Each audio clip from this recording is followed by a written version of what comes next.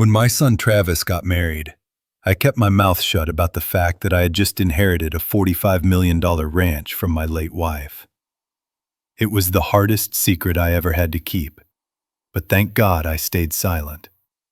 Because exactly 1 week later, my new daughter-in-law showed up at my doorstep with a notary and a document that would have stripped me of everything. She thought she was signing away the rights to a worthless shack and a confused old man. She did not know she was signing her own financial death warrant. But before we get to that moment of justice, you need to see where it all began. It began with a tie. A simple red silk tie, and a wedding where I was treated worse than a stray dog. My name is Harlan Ford. I am 70 years old. I have calluses on my hands that are older than my son, and I have spent my life believing that family is the only thing worth dying for. But standing in the lobby of the Emerald City Grand Hotel in Seattle, I began to realize that some family members are the ones holding the knife. Before I tell you how I destroyed their greed, let me know in the comments where you are watching from. Hit like and subscribe if you have ever been underestimated by people who should have loved you. I walked into the hotel lobby, feeling the thick carpet swallow the soles of my work boots. I had polished them, but they still looked like what they were. Boots that had walked through mud and manure for 50 years. I was wearing my best suit. It was a navy blue wool suit I bought 20 years ago for my church deacon duties. It was a little tight in the shoulders now, and the fabric was worn shiny at the elbows, but Martha, my late wife, always said I looked handsome in it. I reached up and adjusted my tie. It was a deep crimson red. Martha gave it to me for our 30th anniversary. It was the only splash of color I had. A little piece of her coming with me to watch our son start his new life. Just then, I saw her. Brittany, my new daughter-in-law. She was gliding across the marble floor in a white silk robe, her hair wrapped in a towel, surrounded by a swarm of bridesmaids. She looked beautiful, in the way a diamond looks beautiful. Cold, hard, and expensive. She stopped in front of me. She did not smile. She did not say hello. She did not ask how my trip from Montana was. She just pointed a manicured finger at my chest. "That tie," she said, her voice low and sharp like broken glass. "It has to go." I blinked, confused. I looked down at the red silk. "Excuse me?" I asked. "It ruins the aesthetic, Harlan," she sighed, rolling her eyes as if explaining calculus to a toddler. "The theme is champagne, blush, and ivory. That red is aggressive. It screams cheap. It will clash with the flower wall in the photos. Take it off." I felt a lump form in my throat. "This was Martha's," I said quietly. "She gave it to me." "I don't care who gave it to you," Brittany snapped. "You are already going to stick out like a sore thumb in that suit. Don't make it worse. If you want to be in any pictures, lose the tie. Or better yet, go find a seat in the back and stay out of the way." She turned on her heel and marched away, her bridesmaids giggling as they followed. I stood there alone in the middle of the busy lobby. My hand went to the knot of the tie. My fingers trembled. For a second, I wanted to turn around, walk out, and drive the 12 hours back to my cabin. But I couldn't. Travis was my son. Martha would have wanted me to be there. So, I slowly untied the red silk. I rolled it up carefully and shoved it deep into my pocket. It felt like I was shoving my dignity in there with it. I made my way to the ballroom. It was a sea of tuxedos and designer gowns. The air smelled of expensive perfume and fresh lilies. I approached the hostess stand to find my table. I expected to be at table 1 or 2 with the family. I am the father of the groom, after all. Name, the hostess asked, not looking up. Harlan Ford, I said. She scanned the list. Her finger went down, down, past the single digits, past the 20s. Oh, here you are, she said. Table 40. 40.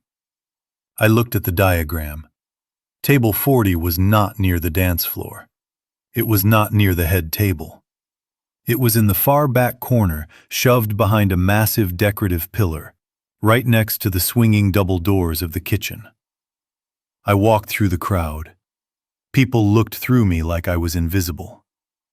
When I reached table 40, I realized exactly what it was. It was the vendor table. There were 3 chairs, one for me, one for the photographer who was currently out taking pictures, and one for the DJ's assistant. I sat down.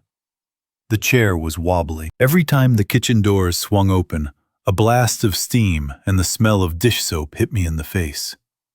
Waiters rushed past, bumping my chair without apologizing. I looked across the vast room. I could see the head table on a raised platform, bathed in golden light. I could see Travis laughing, holding a glass of champagne. He looked happy. He didn't look like he was missing me at all. A waiter hurried by and slammed a bottle of wine onto my table, using it as a resting station before serving the VIP guests. I looked at the label.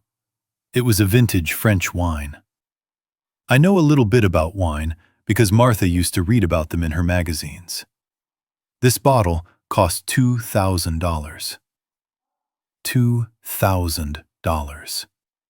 The number echoed in my head. I felt the blood drain from my face. $2,000 was exactly the cost of the specialized medication Martha needed in her final month. The medication that could have eased her pain. I remembered calling Travis, begging him for help. I remembered him crying on the phone, telling me, "Dad, I'm so sorry. Business is bad. I can barely pay my rent. I have nothing to give." I had believed him. I had sold my truck. I had sold my tools. I had eaten instant noodles for months to buy Martha that medicine, and even then, I could only afford half the dose. And now, I was staring at a bottle of wine that cost the same amount, sitting on a table at a wedding that must have cost $500,000. Travis wasn't broke. He had never been broke. He just didn't want to waste his money on a dying mother. My hands started to shake uncontrollably. I gripped the edge of the table to stop myself from flipping it over. I wanted to scream. I wanted to march up to that head table and ask him why his mother's pain was worth less than a bottle of fermented grapes. But I didn't. I sat there. I took a deep breath. Just then, an older woman in a sparkling silver dress approached my table. She looked a bit lost, holding a glass of sherry. "Excuse me," she said, smiling kindly. "It is so loud up there near the speakers. Do you mind if I rest here for a moment? You look like a friendly face. Are you a relative? I don't see a boutonniere on your lapel." I opened my mouth to speak. I wanted to say, "Yes, I am the father of the groom." But before I could get a single word out, a shadow fell over the table. It was Brittany. She had changed into her second dress of the evening. She appeared out of nowhere, her hand gripping the older woman's arm with a smile that didn't reach her eyes. "Oh, Mrs. Vanderwall," Brittany chirped, her voice high and fake. "I see you found our little charity project." The woman, Mrs. Vanderwall, looked confused. "Charity project?" "Yes," Brittany laughed, looking at me with a mixture of pity and disgust. "This is Harlan. He used to be the gardener for my family's summer estate years ago. He has fallen on some very hard times, poor thing. No family, no money. So, Travis and I thought it would be a nice Christian gesture to invite him here for a hot meal. You know how it is. We try to give back to the less fortunate." I felt like I had been punched in the gut. The air left my lungs. Gardener. Charity case. Less fortunate. Mrs. Vanderwall looked at me, her eyes filling with sympathy. "Oh," she whispered. How incredibly generous of you, Brittany. That is so sweet." She turned to me. "I hope you enjoy the meal, sir." I couldn't breathe. I looked up at Brittany. She was staring right at me, her eyes daring me to speak, daring me to ruin her perfect night, daring me to tell the truth. I looked across the room at Travis. He was looking right at us. He saw his wife standing there. He saw his father sitting in the dark corner. He saw the humiliation. And he did nothing. He just took a sip of his $2,000 wine and looked away. That was the moment. That was the exact moment the father in me died, and something else was born. I forced a smile. It was a painful, tight smile. "Thank you, ma'am," I said, my voice raspy. "The food is very good." Brittany beamed, satisfied that the dog knew its place. "Come along, Mrs. Vanderwall. Let me introduce you to the senator." They walked away, leaving me alone in the shadow of the pillar. I reached into my pocket and touched the red silk tie. I wasn't just a gardener to them. I was a prop. I was a tax write-off. I was nothing. But they forgot one thing. Gardeners know how to clear weeds, and they know how to dig graves. I didn't stay for the cake. I stood up, walked out the back door, and took the long bus ride home to Montana. I thought that was the end of it. I thought I would never see them again. But I was wrong. Because 3 days later, I was watering the hydrangeas in front of my cabin when I heard the roar of an engine. A luxury SUV came tearing up my dirt driveway, crushing the very flowers I was tending. The door opened, and Travis stepped out. But he wasn't wearing a tuxedo this time. He was wearing a panic-stricken face. And he wasn't alone. The humiliation at table 40 was suffocating. The clinking of silverware against fine china sounded like hammers pounding inside my skull. I felt the gaze of the other guests burning into the back of my neck, or maybe I just imagined it. Either way, I needed air. I needed water. I needed to wash the feeling of being a charity case off my skin. I stood up, my legs feeling heavy as lead, and made my way toward the restrooms near the banquet hall entrance. The restroom was more luxurious than my entire cabin. It was lined with black marble and gold fixtures. The air smelled of expensive cedarwood cologne and fresh linen. I walked over to the sink and turned on the tap. The water was ice cold. I splashed it onto my face, watching the droplets run down my wrinkles in the expansive mirror. I looked at the man staring back at me. I looked old. I looked tired. I looked exactly like what Brittany had called me. A gardener. A nobody. I reached for a paper towel, my hands still trembling slightly from the encounter in the lobby. Just as I was about to leave, the heavy oak door swung open. Laughter echoed off the marble walls. Loud, boisterous laughter. I knew that laugh. It was the laugh of a boy I had taught to fish. The laugh of a boy I had carried on my shoulders. It was Travis. Instinct kicked in. I don't know why, but I didn't want to face him yet. I didn't want him to see me wiping water off my face in a bathroom while he was out there celebrating. I stepped back into the handicap stall at the far end and clicked the lock. I just wanted to wait for them to leave. I held my breath, standing perfectly still. I recognized the other voice immediately. It was Julian, Travis's best man. A slick city boy who worked in hedge funds and always looked at me like I was a piece of furniture that needed to be moved. "Man," Julian said, his voice echoing in the tiled room. "Did you see your old man out there? I mean, seriously, Travis, that suit looks like he dug it up from a grave. And that tie. Brittany was about to have an aneurysm. I heard the sound of a lighter flicking, then the long exhale of smoke. They were vaping in the bathroom. Yeah, I know, Travis replied. His voice didn't sound apologetic. It sounded annoyed. He is a disaster. I told him to buy a new suit, but you know how he is. Cheap, stubborn. He clings to that old life like it actually matters. He looks like he is starving, Julian laughed. Does he even have running water out there in the boonies? Who knows, Travis scoffed. But look, forget about him. We need to talk about the real problem. The sharks are circling, Julian. My phone has been blowing up all morning. I had to block 3 numbers just to get through the ceremony. I pressed my ear against the cold metal of the stall door. My heart began to hammer against my ribs. Sharks. Blocking numbers. What was he talking about? How deep are you? Julian's voice dropped an octave. Be honest with me. 200, Travis whispered. But in the silence of the bathroom, it sounded like a scream. 200,000. I almost gasped. I had to cover my mouth with my hand.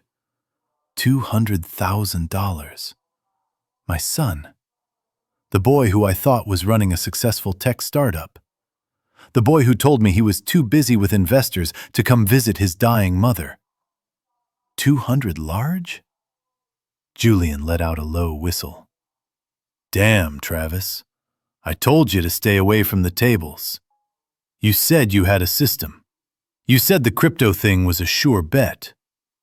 It was a sure bet, Travis snapped, his voice cracking with stress. It was supposed to be. But the market crashed, and then I tried to make it back at the private games, and it just spiraled. They are giving me 2 weeks, Julian. 2 weeks before they start coming after assets. I felt sick. My stomach churned. The tech startup was a lie. The busy schedule was a lie. It was gambling. It was greed.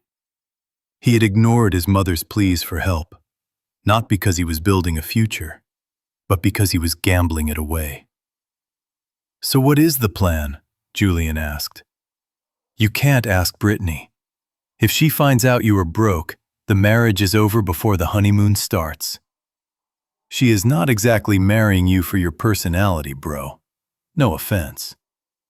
None taken, Travis chuckled darkly. She would leave me in a heartbeat. No, I have a plan. Why do you think I agreed to let the old man come today? Why do you think I convinced Brittany to let us go to Montana for the honeymoon instead of Paris? I froze. My blood ran cold. The ranch? Julian asked. I thought you said it was worthless. Just rocks and dirt. It is, Travis said. To a farmer, it is worthless. The cabin is a teardown. But land is land, Julian. I had a buddy run a title search. It is 5,000 acres. Even as wasteland, I can unload it to a developer for enough to cover the debt and have a little cushion left over. But it is his land, Julian pointed out. Travis laughed. It was a cruel, dismissive sound. Look at him, Julian. He is 70. He is shaking. He is confused. I am going to tell him we are there to take care of him. I will tell him the maintenance is too much for him. Brittany is a real estate agent, remember? She has the paperwork ready. We will get him to sign a power of attorney. We will tell him it is for his medical insurance or something. Once I have that signature, the land is sold. And what about him? Julian asked. Where does he go? State facility, Travis said casually, like he was talking about disposing of an old couch. There are plenty of government homes for seniors. He will have a bed and 3 meals a day. It is better than he deserves. He is losing his mind anyway. Did you see him staring at that wine bottle? He is practically senile. I am doing him a favor. The water in the tap dripped. Drip, drip, drip. I stood there in the stall, my hands clenched into fists so tight that my fingernails cut into my palms. I felt a drop of warm blood well up in my hand. But I didn't feel the pain. The pain in my heart was far greater. My son, my flesh and blood. He wasn't just a failure. He was a predator. He was planning to sell the land that had been in my wife's family for 3 generations. He was planning to throw me into a state home to rot just to pay off his gambling debts. And he was going to use his wife, the woman who despised me, to do it. I wanted to kick the door open. I wanted to grab him by the collar of his expensive tuxedo and drag him to the mirror so he could see the monster he had become. I wanted to scream until my throat bled. But I didn't. I am a veteran. I learned a long time ago that you never fire your weapon until you have a clear shot. If I confronted him now, he would deny it. He would spin it. He would gaslight me. He would tell Brittany I was crazy, that I was imagining things. And she would believe him. They would band together, and I would be the senile old man making a scene at a wedding. Number. Silence was my weapon now. I heard the door open again. "Let's go," Travis said. "Brittany is going to wonder where I am." "Smile, Julian. We are celebrating." They walked out. The door clicked shut. The silence returned, heavy and suffocating. I unlocked the stall door and stepped out. I looked at myself in the mirror one last time. The sadness was gone from my eyes. It was replaced by something colder, something harder. I adjusted my collar. I didn't put the red tie back on. I didn't need it. I didn't need their approval anymore. I walked out of the restroom, but I didn't go back to the ballroom. I didn't go back to table 40. I walked straight to the exit. I walked past the concierge, past the valet parking where the Ferraris and Porsches were lined up. I walked out into the cool Seattle night. I didn't have a car. I walked 3 miles to the Greyhound station. I bought a one-way ticket back to Montana. I sat in the back of the bus as it pulled out of the city. The city lights faded into the distance, replaced by the dark, looming shapes of the mountains. I watched my reflection in the window. Travis thought I was senile. He thought I was weak. He thought he could come to my home, smile in my face, and steal everything I had left. He was coming for me. He and his shark of a wife were coming to take my life away. Let them come. I reached into my pocket and pulled out the crumpled red tie. I wrapped it around my hand, tightening it like a tourniquet. He wanted to play games. He wanted to gamble. Fine. I would give him the biggest gamble of his life. But he didn't know that the house always wins. And on Silver Creek Ranch, I am the house. The bus rattled on into the night, carrying me toward the war that was about to begin. It was a Tuesday morning, 5 days after the wedding fiasco in Seattle. The Montana air was crisp and smelled of pine needles and damp earth. I was standing in the front yard of the cabin, the garden hose cool and heavy in my hand. I was watering the blue hydrangeas. These weren't just bushes to me. Martha and I had planted them 30 years ago, on the very day we moved into this small cabin after handing the main ranch house over to the trust management. Martha loved them. In her final months, when the pain was too bad for her to walk, I would pick the biggest blooms and put them in a vase by her bedside. Keeping them alive now felt like keeping a small part of her breath in this world. The water hissed softly against the green leaves, a peaceful rhythm that I had grown to cherish in my solitude. Then, the peace was shattered. It started as a low rumble in the distance, echoing off the canyon walls, before turning into a mechanical roar.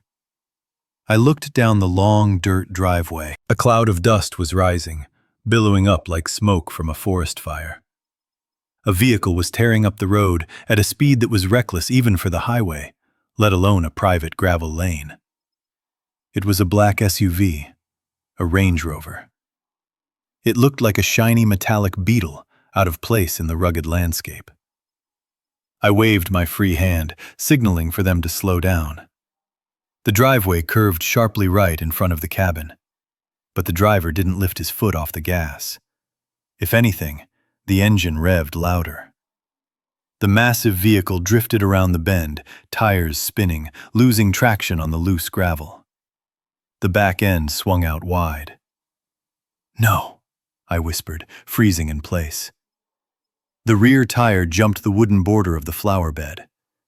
I heard the sickening crunch of wood snapping, followed by the wet, tearing sound of vegetation being ground into the mud. The SUV plowed directly through the center of the hydrangeas, flattening the vibrant blue flowers under 2 tons of luxury steel, before screeching to a halt inches from the front porch steps.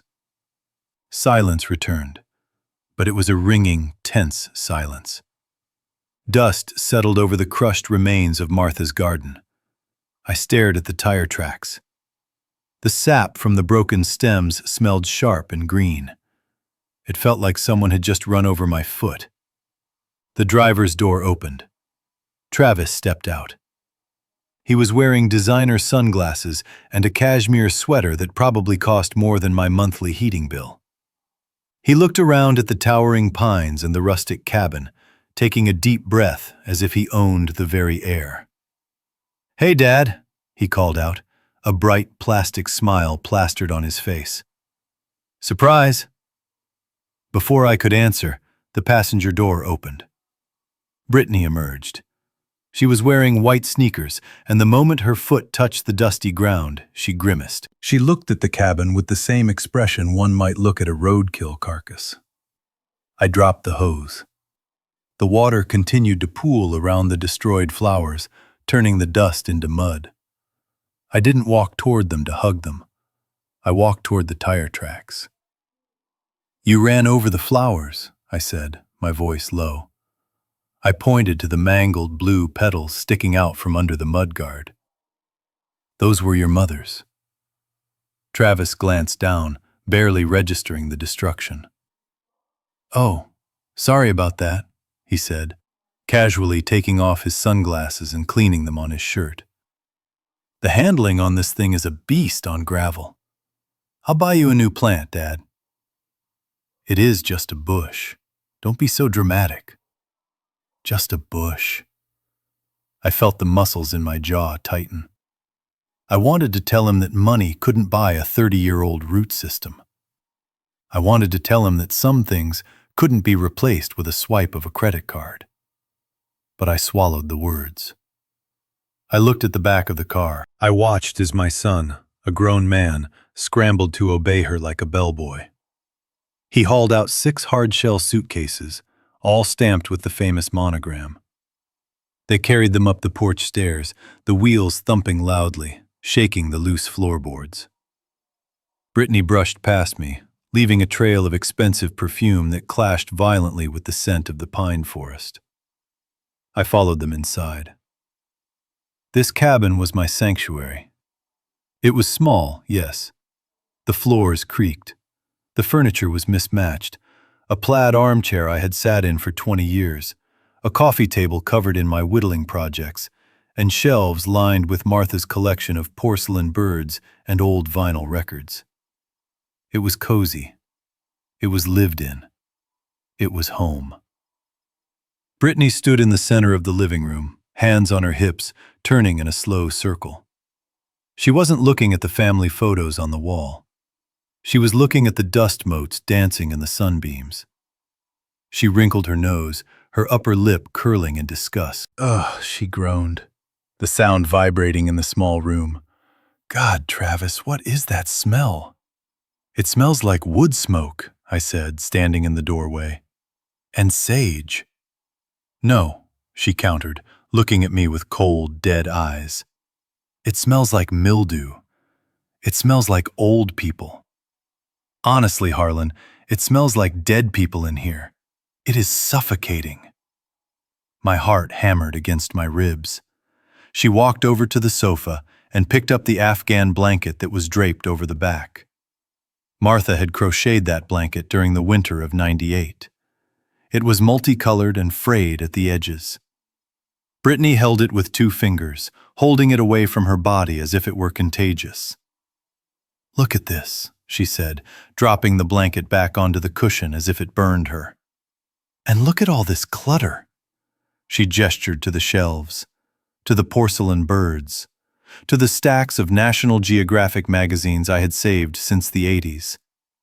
"We can't live like this, Travis," she stated firmly. "It is unsanitary. It is depressing.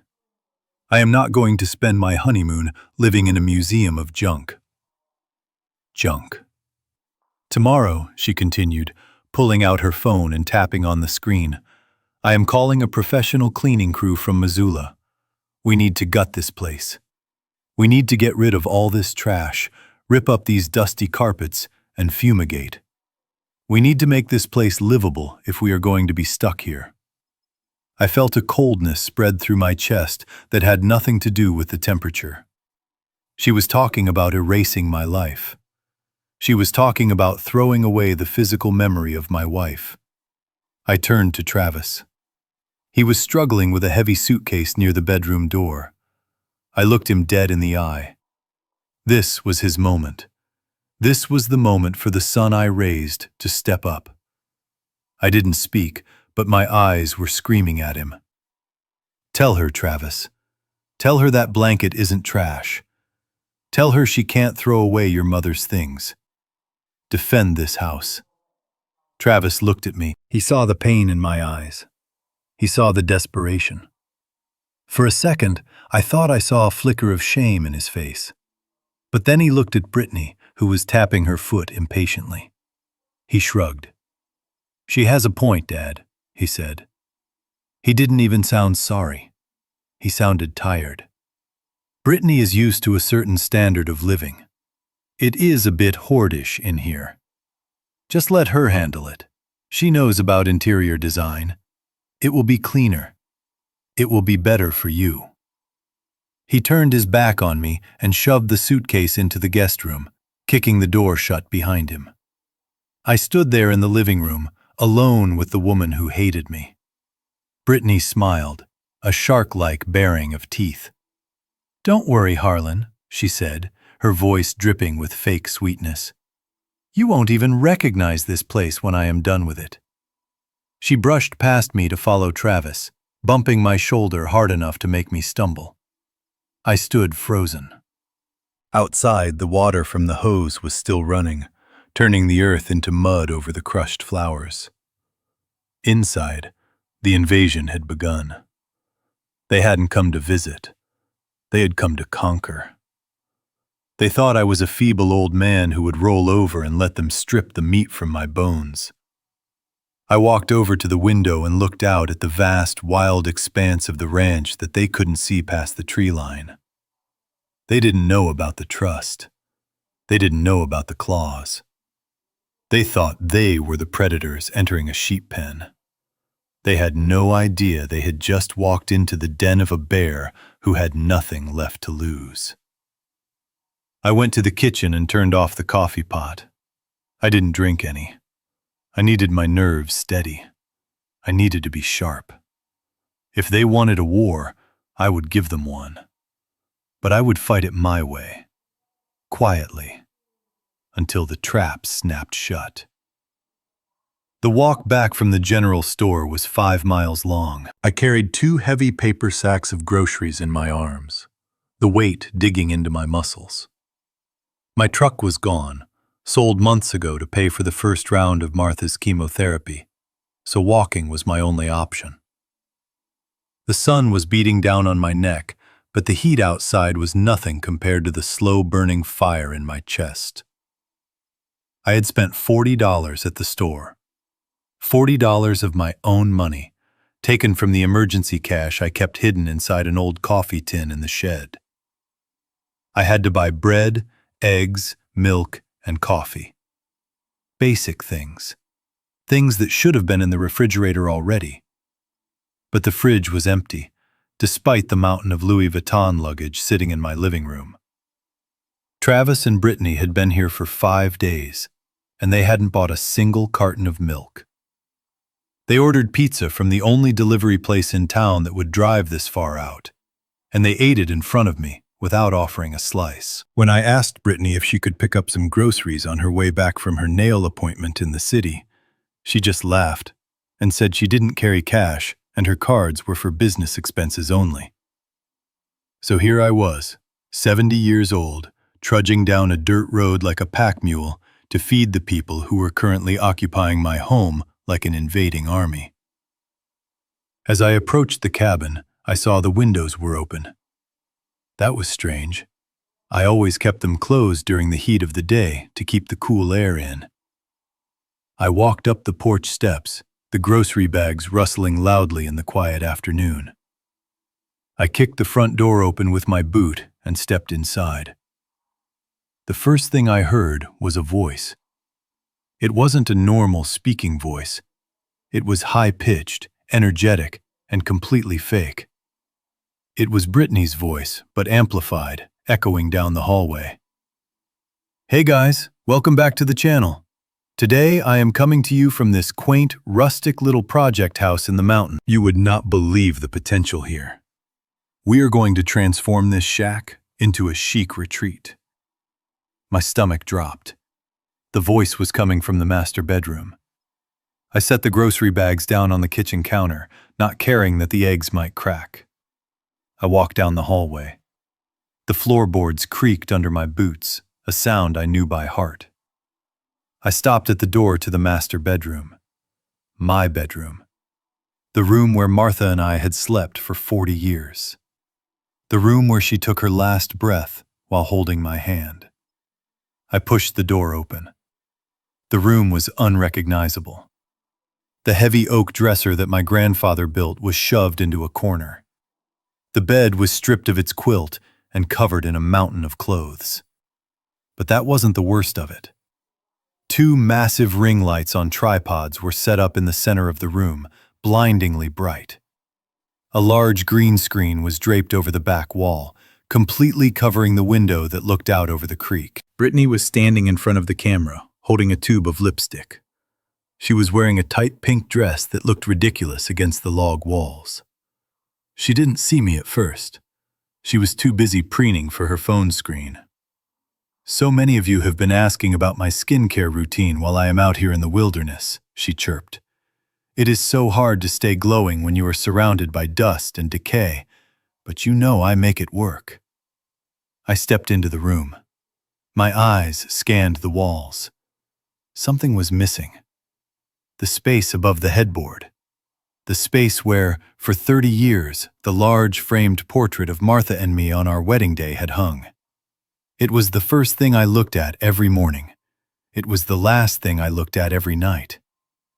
It was gone. Where is it? I asked. My voice was low, trembling with a rage I hadn't felt since I was in the jungle in '69. Brittany jumped. She spun around, nearly dropping her lipstick. The ring light reflected in her eyes, making her look demonic. "Jesus, Harlan!" she shrieked. "You scared me to death! Can't you see I am live? I am streaming to 5,000 people right now. Get out of the shot! You look like a hobo!" I didn't move. I took a step forward. "Where is the picture, Brittany? The picture of my wife?" She rolled her eyes and sighed, a dramatic, exaggerated sound for her audience. "Oh my God, you mean that creepy black and white thing?" It was ruining the lighting balance. It was so gloomy. I took it down. "Where is it?" I repeated, my hands clenching into fists at my sides. "Over there." She waved her hand dismissively toward the corner near the closet. I looked. There, Jammed into a plastic wastebasket was the frame. It was sticking out at an angle. The glass was shattered. A long, jagged crack ran right through Martha's smiling face. It was sitting on top of dirty makeup wipes and a half-eaten protein bar wrapper. The air left my lungs. It felt like someone had reached into my chest and squeezed my heart until it burst. That photo was the only copy I had of that size. The negative was lost in a flood years ago.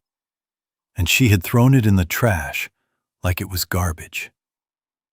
I let out a sound that was half sob, half roar. I lunged toward the trash can. I wasn't going for her. I was going for the picture. I wanted to pull it out, to save it from the filth. But Brittany saw an opportunity. She saw the camera still rolling. She saw a chance to be the victim. As I reached past her to grab the frame, she suddenly threw herself backward. I didn't even touch her. I was feet away from her, but she shrieked, a piercing, blood-curdling scream that must have blown out the speakers of everyone watching her stream. "Help!" she screamed, flailing her arms. "He is attacking me! Travis, help me!" She hit the floor with a thud, knocking over one of the ring lights. It crashed down, sending glass flying. She curled up into a ball, sobbing fake tears, covering her face. I froze, holding the broken picture frame in my hands. I looked down at her, bewildered. "What are you doing?" I whispered. Before I could process the insanity of the moment, I heard heavy footsteps pounding down the hallway. Travis burst into the room. His face was red, his eyes wild. "Brittany!" he yelled. He saw his wife on the floor, sobbing.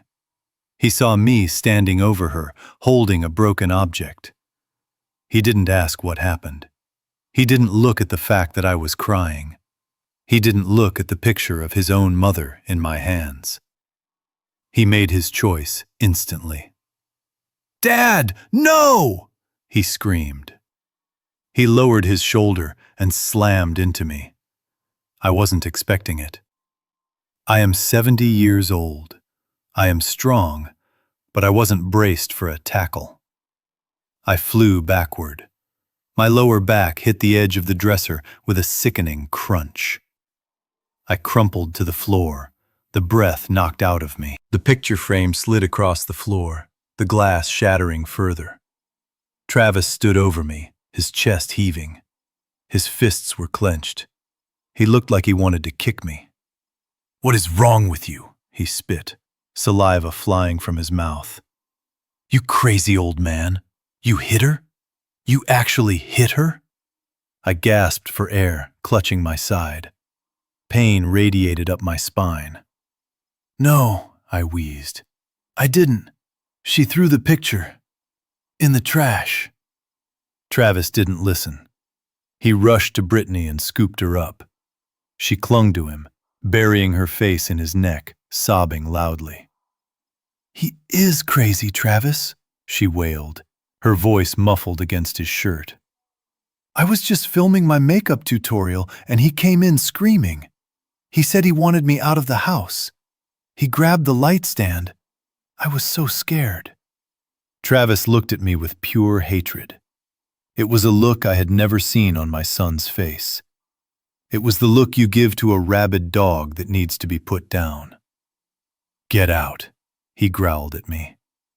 "Get out of this room." "Travis, listen to me," I pleaded, trying to sit up. "Look at the picture. It is your mother. She threw it in the garbage." "I don't care about a stupid picture," Travis yelled, his voice cracking. "I care about my wife." "You are losing it, Dad.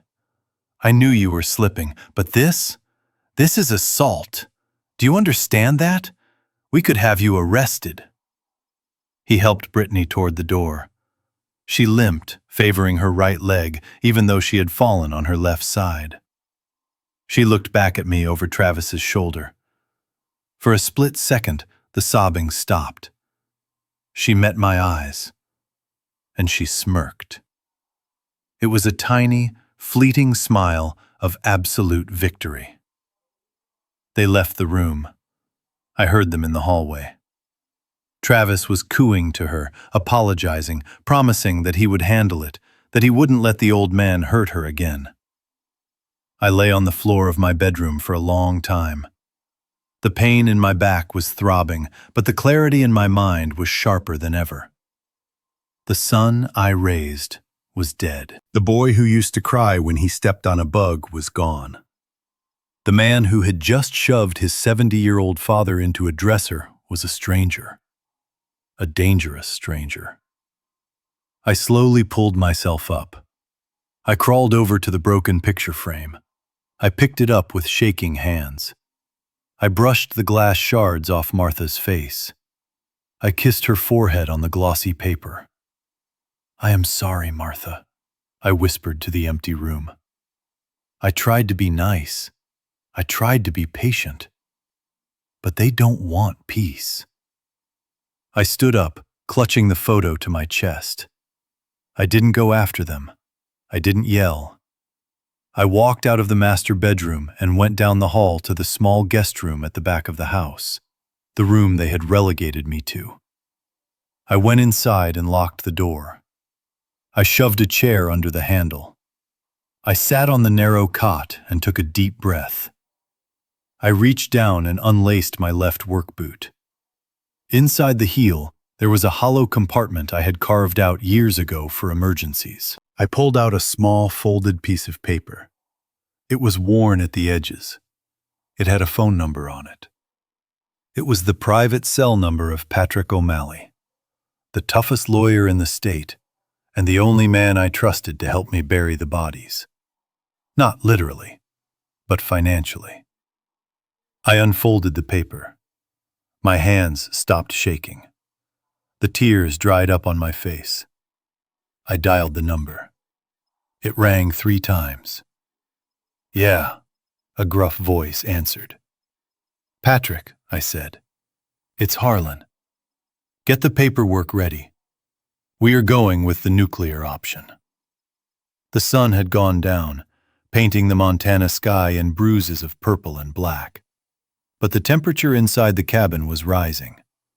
The air in the kitchen, usually smelling of stale coffee and sawdust, was now thick with an aroma I hadn't smelled in years. It was the rich, heavy scent of searing meat, garlic, and rosemary. My stomach growled, a deep, painful rumble that reminded me I hadn't eaten a proper meal since I walked back from town with those groceries. I unlocked the door to the guest room and stepped out into the hallway. The house was quiet, except for the sizzling sound coming from the stove. I walked into the kitchen. Brittany was standing there, wearing an apron over her designer dress, flipping steaks in my cast-iron skillet. But these weren't just any steaks. Even from the doorway, I could see the marbling. Thick, white veins of fat running through deep red meat. Wagyu. I had seen it in magazines. That was meat that cost more per pound than I used to make in a week of fencing work. Travis was sitting at the table, a bottle of red wine open in front of him. He looked up when I entered, then quickly looked down at his glass, swirling the liquid nervously. The tension from the bedroom incident was still hanging in the room like smoke. But hunger is a primal thing. It pushes pride aside.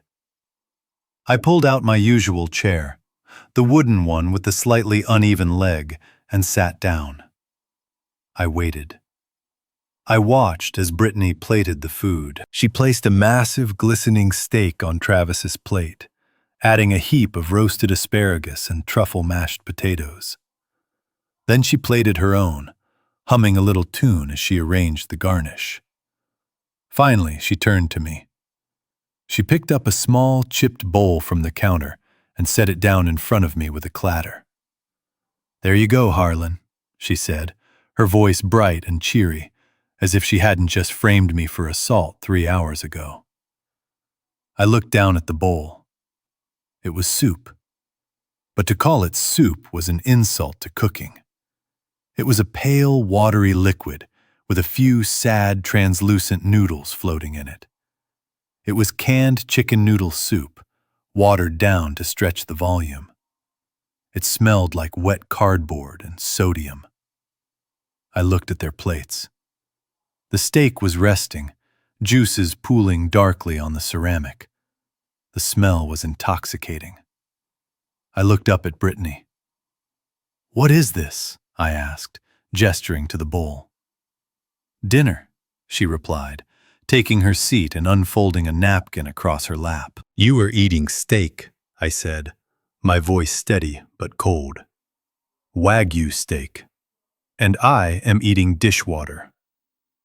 Brittany sighed, cutting a piece of meat and popping it into her mouth. She chewed slowly, closing her eyes in exaggerated delight, before swallowing and looking at me with wide, innocent eyes. "Oh, Harlan, don't be difficult. I am doing this for you. I read your medical chart while I was organizing your papers. You have high blood pressure, don't you? And at your age, red meat is a death sentence. It causes gout. It causes strokes.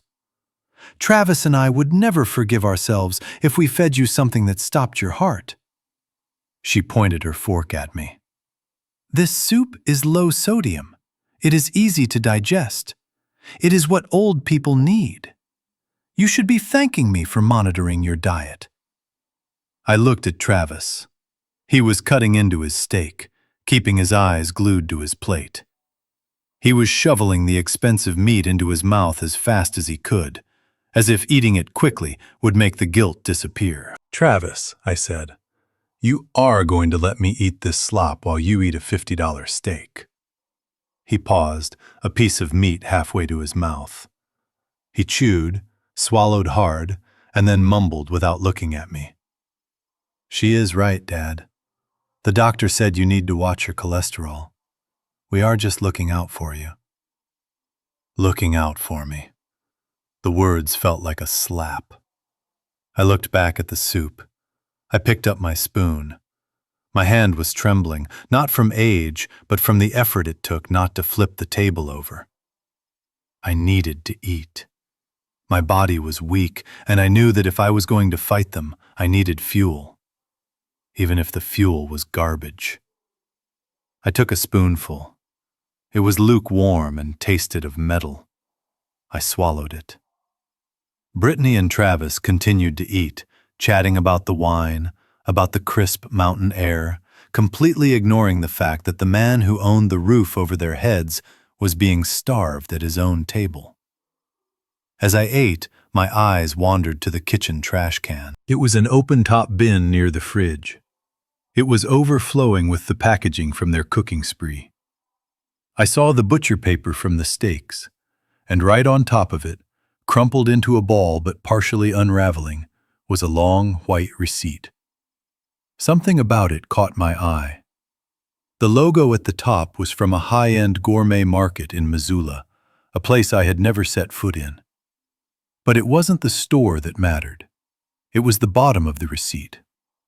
I leaned back in my chair, pretending to stretch, and squinted. My eyesight was the one thing that hadn't failed me yet. I saw the total. $412 for one meal. And below that, the payment method. Visa, ending in 4598. My spoon froze halfway to my mouth. 4598. That was my number. That was the number of the emergency credit card I kept in the safe.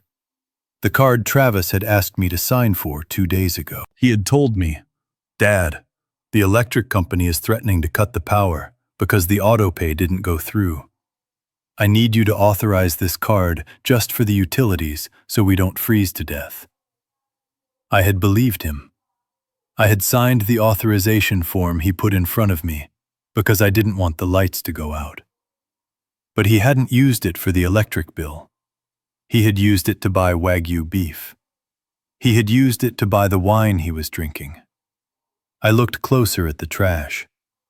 Sticking out from under the butcher paper was another receipt, a yellow one, from a designer boutique. I could just make out the total, $2,000, and the item description, handbag. I slowly lowered the spoon back into the bowl. The watery soup suddenly tasted like bile. They weren't just living off me. They were robbing me. They had tricked me into handing over my credit line, and now they were bleeding it dry, buying luxury goods and gourmet food while feeding me watered-down soup and telling me it was for my health. I looked at Travis.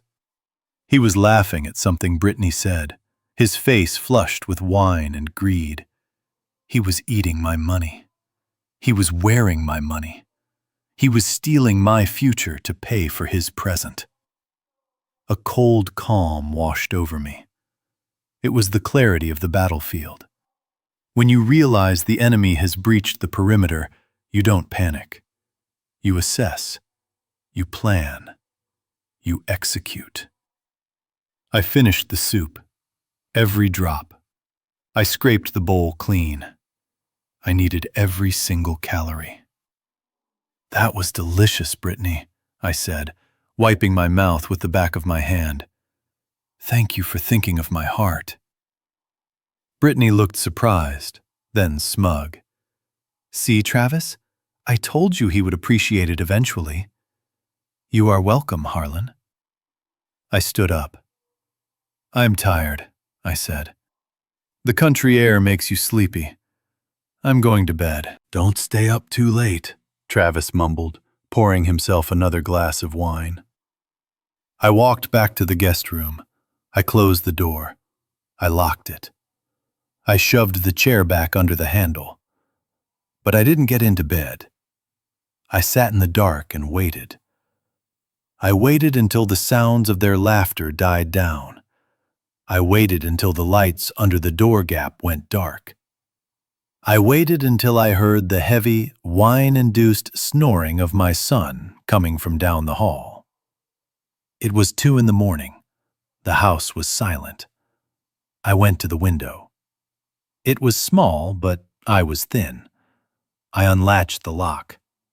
It was stiff from years of disuse, but I forced it open. The night air rushed in, cold and biting. I climbed out. My boots hit the soft earth of the flower bed, the one Brittany hadn't destroyed yet. I stood in the darkness, looking back at the house. It used to be a home. Now it was a crime scene. And I was the victim. But not for long. I pulled my jacket collar up against the wind. I started walking. I wasn't walking to town this time. I was walking to the highway junction, 5 miles away. I had a meeting to prepare for, and I needed to make sure that when the sun came up, I was armed with more than just righteous anger. I needed the law. I touched the pocket of my jacket where I had hidden the phone number of Patrick O'Malley. "Enjoy the steak, Travis," I whispered into the wind. "It is going to be the most expensive meal you ever ate." I walked for an hour in the pitch-black darkness before a trucker hauling timber pulled over and gave me a lift to the junction. I didn't say much, and neither did he. That is the way it is in Montana. We respect silence. I got out at the Rusty Spoon, a 24-hour diner that sat like a beacon of yellow light in the middle of nowhere. It was the kind of place where the coffee was strong enough to strip paint, and the waitress had been working the night shift since the Reagan administration. I pushed open the glass door, the little bell chiming overhead. The diner was mostly empty, save for a couple of long-haul drivers hunched over pie at the counter. I scanned the booths. There, in the back corner, sitting under a flickering neon beer sign, was Patrick O'Malley. To anyone else, Patrick looked like a retired mechanic. He wore a flannel shirt that had seen better days and a baseball cap pulled low over his eyes. But I knew better. Patrick was the sharpest legal mind in the tri-state area. We had served in Vietnam together. He had dragged me out of a burning rice paddy in '69, and I had covered him when he took a bullet in the leg a week later. We didn't just have a friendship.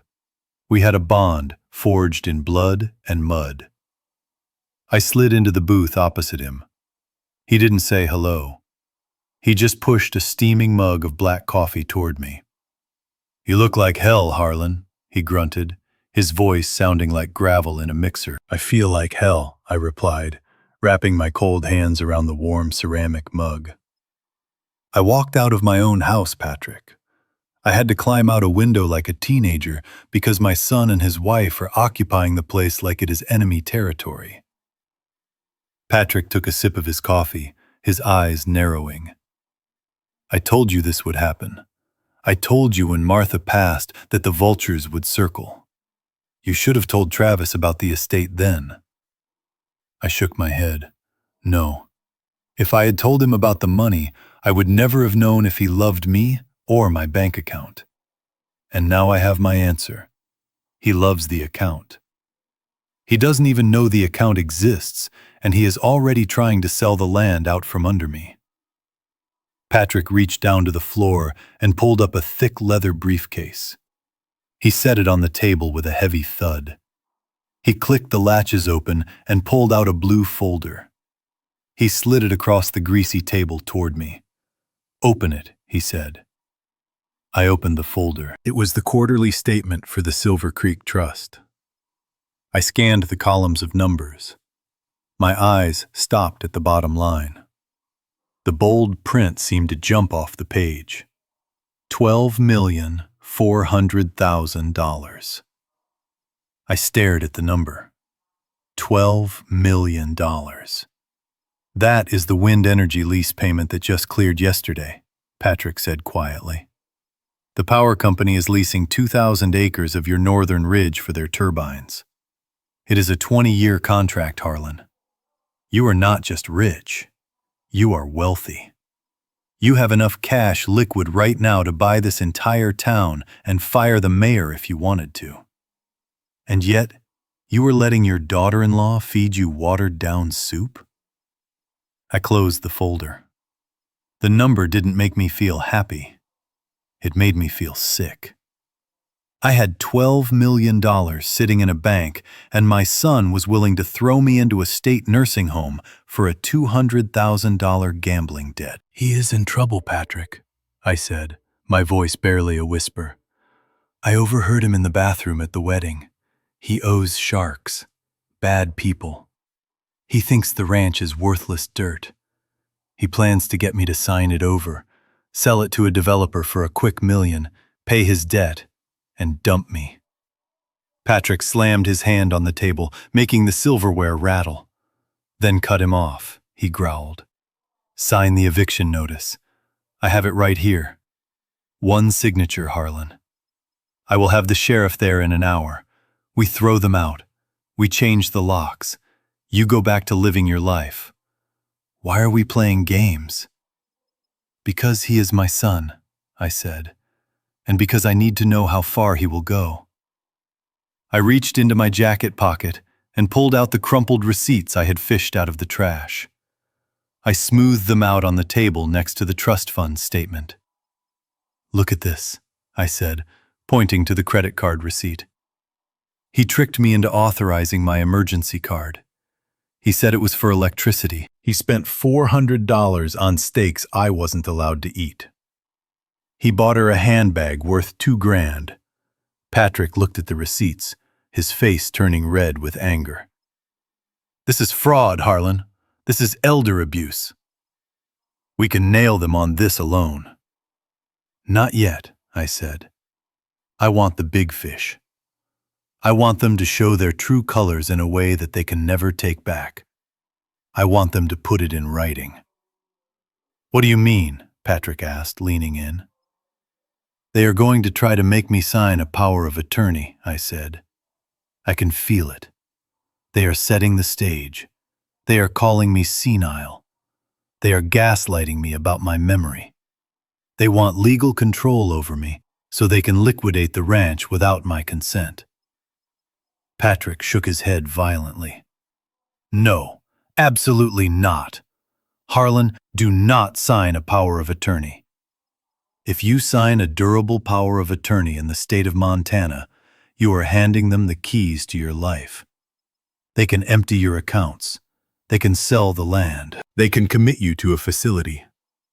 It is almost impossible to undo once the ink is dry, especially if they have witnesses saying you were willing. I am going to sign it, I said calmly. Patrick looked at me like I had lost my mind. Are you crazy? Did you hear a word I just said? I am going to sign it, I repeated. But I am not going to sign it as Harlan Ford. I leaned across the table and lowered my voice. Do you remember Article 9 of the trust, Patrick? The one Martha insisted on? Patrick paused. He frowned, thinking back. The bad boy clause? Exactly. The clause that says if any beneficiary attempts to seize control of the estate through coercion, fraud, or by declaring the primary trustee incompetent, they are automatically disinherited. Stripped of everything. No second chances. Patrick nodded slowly. Yes, but to trigger that clause, you need proof. You need proof that they coerced you. That is why I need you, I said. I need you to be the witness. I need you to come to the cabin. But not yet. I need you to wait until the moment the pen touches the paper. Patrick sat back, rubbing his chin. He looked at the old veteran sitting across from him. He saw the fire in my eyes. It was the same fire he had seen in the jungle 50 years ago. The look of a man who was walking into an ambush because he knew he had a grenade in his pocket. It is risky, Harlan, he warned. If they get a crooked notary, if they manage to file that paper before we can intervene, you could lose control of the 12 million. You could lose the land. I trust you, Patrick, I said. You won't let that happen. Patrick sighed. He picked up his coffee cup and drained it. Okay, he said. Okay, you stubborn old mule. We do it your way. But you have to be careful. They're desperate. Desperate people are dangerous. If they think you are onto them, they might not wait for a signature. They might try to help nature take its course. Do not eat anything she cooks unless you see her eat it first. Do not go down the stairs in front of them. I know, I said. I am sleeping with one eye open. I stood up. I have to get back before they wake up and find me gone. If they ask, I was sleepwalking. Patrick reached out and grabbed my arm. His grip was strong. Harlan, he said softly, I am sorry about Travis. I know how much you loved that boy. I looked down at his hand, then up at his eyes. I loved the boy he was, I said, my voice choking up for the first time that night. But that boy is gone. Now I have to deal with the man who took his place. I pulled my arm away and walked out of the diner. The wind had picked up. It howled through the canyon, sounding like a morning song. I buttoned my jacket and started the long walk back to the cabin. Back to the enemy lines. I had $12 million in the bank, but as I walked through the dark, I felt like the poorest man on earth. But poverty has its advantages. It makes you invisible. And invisibility was exactly what I needed to spring the trap. The sun was just beginning to bleed over the jagged peaks of the mountains when I slipped back through the window of the guest room. My joints ached from the cold night air and the long walk, but my mind was razor sharp. I locked the window, shoved the chair back under the door handle, and lay down on the cot, fully dressed. I didn't sleep.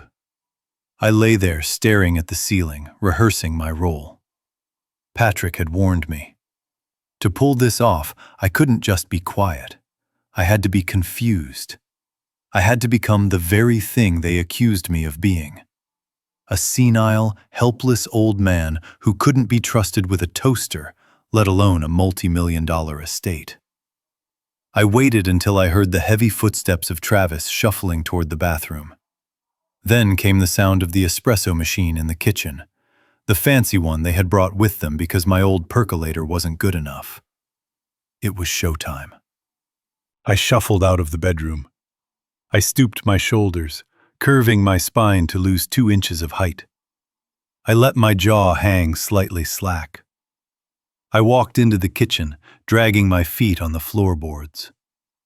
Travis was sitting at the table, scrolling through his phone with a desperate intensity. Brittany was at the counter, whisking matcha powder into a bowl. She didn't look up when I entered. "Good morning," I mumbled, my voice raspy and thin. Travis grunted without looking up. "Morning, Dad." I walked over to the cupboard. I opened it and stared inside, blinking slowly. I reached for a mug, but I let my hand shake violently. The mug rattled against the shelf. I grabbed it, then paused. I turned to Brittany. "Morning, Bessie," I said, giving her a vacant smile. "Did you feed the chickens yet?" The whisking stopped. Brittany froze. She turned slowly to look at me. Her eyes were wide, not with concern, but with shock. "What did you just call me?" she asked, her voice sharp. "Bessie," I repeated, pointing a trembling finger at her. "You are a good girl, Bessie. Best bird dog I ever had." Travis dropped his phone on the table. He stared at me, then at Brittany. A slow, incredulous smile began to spread across his face. "Dad," he said, letting out a short, cruel laugh. "That isn't Bessie." Bessie was the golden retriever we had when I was 10. She died 15 years ago. That is my wife. That is Brittany. I blinked, feigning confusion. I looked at Brittany, then back at Travis. I scratched my head. "Brittany," I muttered. "Oh, right, Brittany. Where is Bessie then? I thought I heard her barking." Brittany didn't get angry this time. Instead, she looked at Travis, and a look passed between them. It was a look of pure, unadulterated opportunity. It was the look a wolf gives when it realizes the deer has a broken leg. She walked over to Travis and whispered, loud enough for me to hear, "Did you hear that? He thinks I am a dog. He doesn't even know what year it is." I turned back to the counter. I needed to up the stakes. Being confused wasn't enough. I needed to be dangerous. I needed to give them a reason to act fast. I reached for the sugar bowl, but I knocked it over on purpose. White granules spilled across the counter and onto the floor. I stared at the mess, then looked around helplessly. "Oh dear," I whispered. "The snow is getting in. I need to close the barn door." I walked past the mess, stepping in the sugar, grinding it into the floor. I went to the back door where a set of keys hung on a hook. These were the keys to the old tractor shed, but I acted like they were the most important thing in the world. "Where are they?" I panicked, patting my pockets frantically. "My keys! I can't find the keys to the truck. I need to go pick up Martha. She's waiting for me at the station." The room went dead silent. "Dad," Travis said, his voice dropping. "Mom is dead. She has been dead for 6 months. You know that." I stopped. I looked at him with wide, watery eyes. "Dead?" I whispered. No, she called me. She said she needed a ride." I sat down on the floor, right there in the middle of the kitchen, and buried my face in my hands. I started to rock back and forth.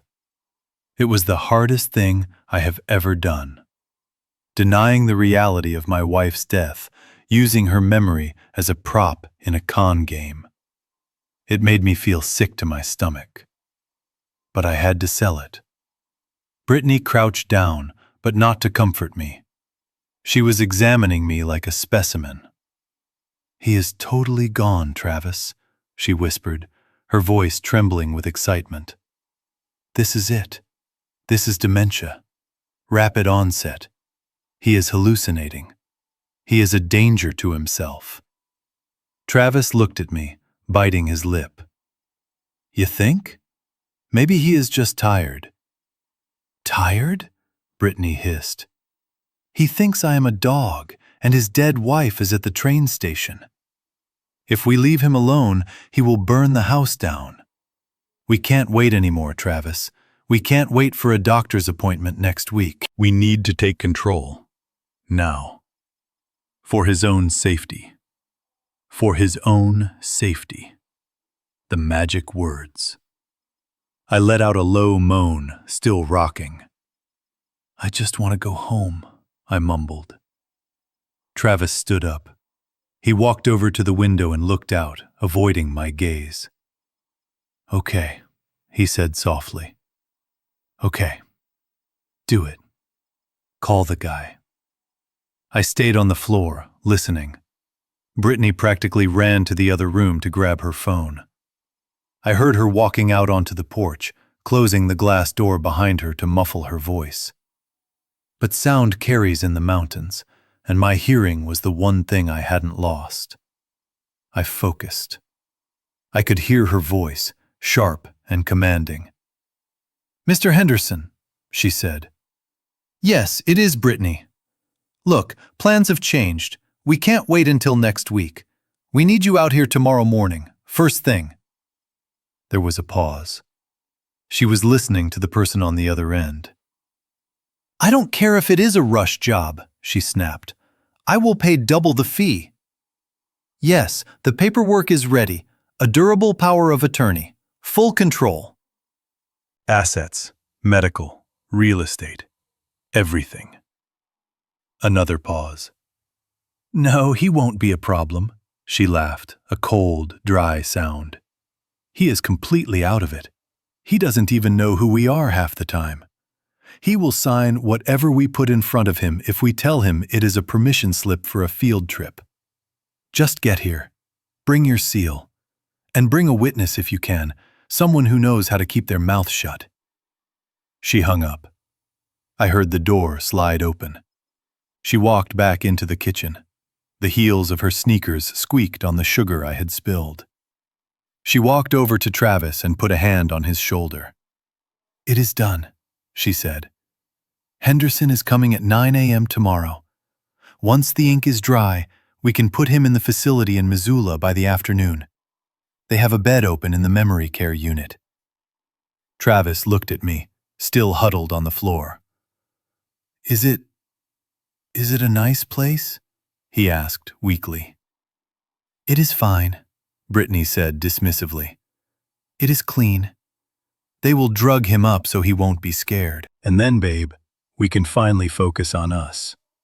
We can sell this place, pay off your debts, and get back to our lives. We are saving him, really." Travis nodded slowly. "Yeah, we are saving him." I let out a long, shaky breath, letting them think it was a sob of confusion. But inside, I was smiling. They had taken the bait. They had swallowed the hook, the line, and the sinker. They thought they were bringing in a notary to sign away my freedom.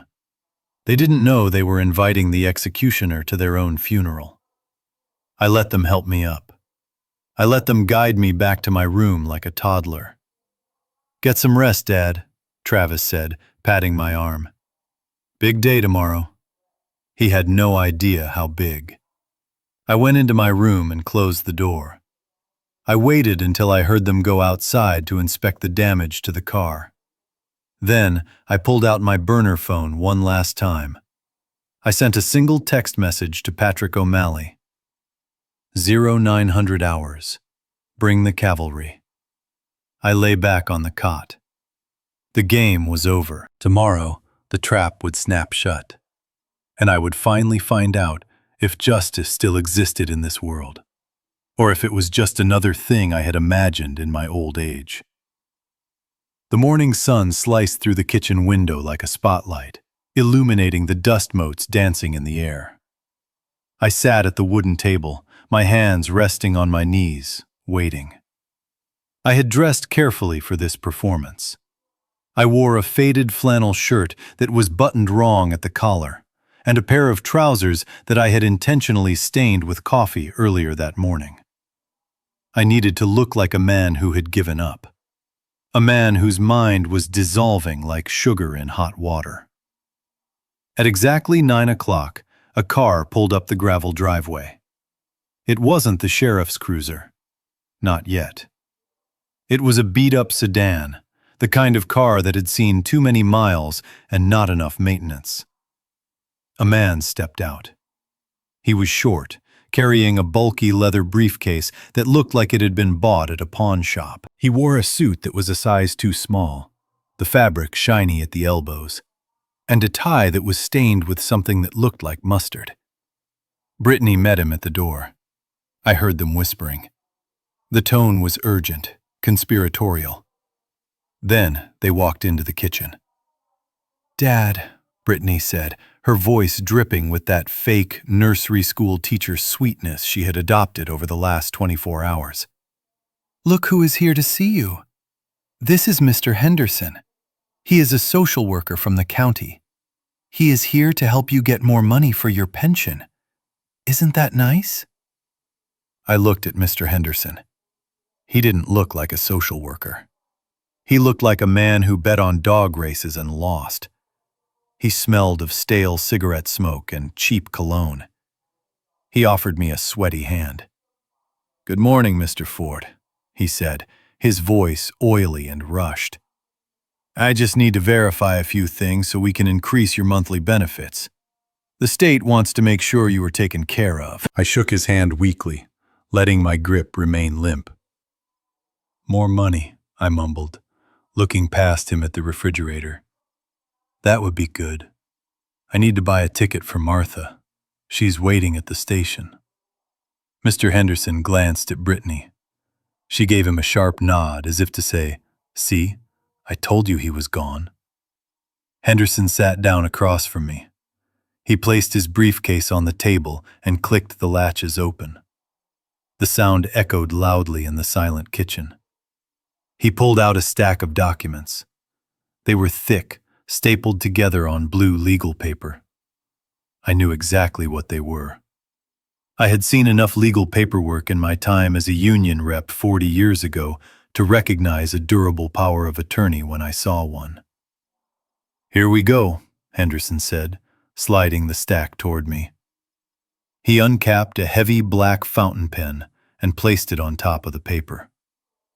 "We just need a few signatures here, here, and here. Just standard procedure to process the application." I stared at the paper. The text was dense, single-spaced blocks of legalese. At the top, in bold letters, it didn't say pension application. It said general durable power of attorney. Brittany was standing behind me, her hands gripping the back of my chair. I could feel her tension vibrating through the wood. Travis was pacing by the sink, wiping his forehead with the back of his hand. He looked pale. He looked like he was about to vomit. "Go ahead, Dad," Travis said, his voice tight and high. "Just sign it so Mr. Henderson can get back to work. It is for your own good." I reached for the pen. I made my hand tremble. I reached for it, missed, then grabbed it on the second try. I held it awkwardly, like a child learning to write. I looked at the paper. I squinted, bringing my face inches from the page. "Is this for the train ticket?" I asked, looking up at Henderson. Henderson forced a smile that looked more like a grimace. "In a way, yes.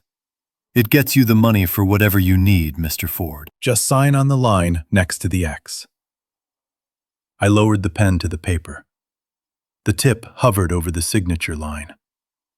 The room was so quiet I could hear the hum of the refrigerator and the shallow, rapid breathing of my son. I started to make a mark, a shaky line. Then I stopped. I pulled the pen back. Brittany let out a small, frustrated breath behind me. I leaned in closer to the document.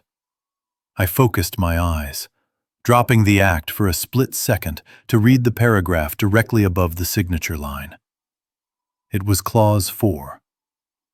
Authority to dispose of real property. I read the words.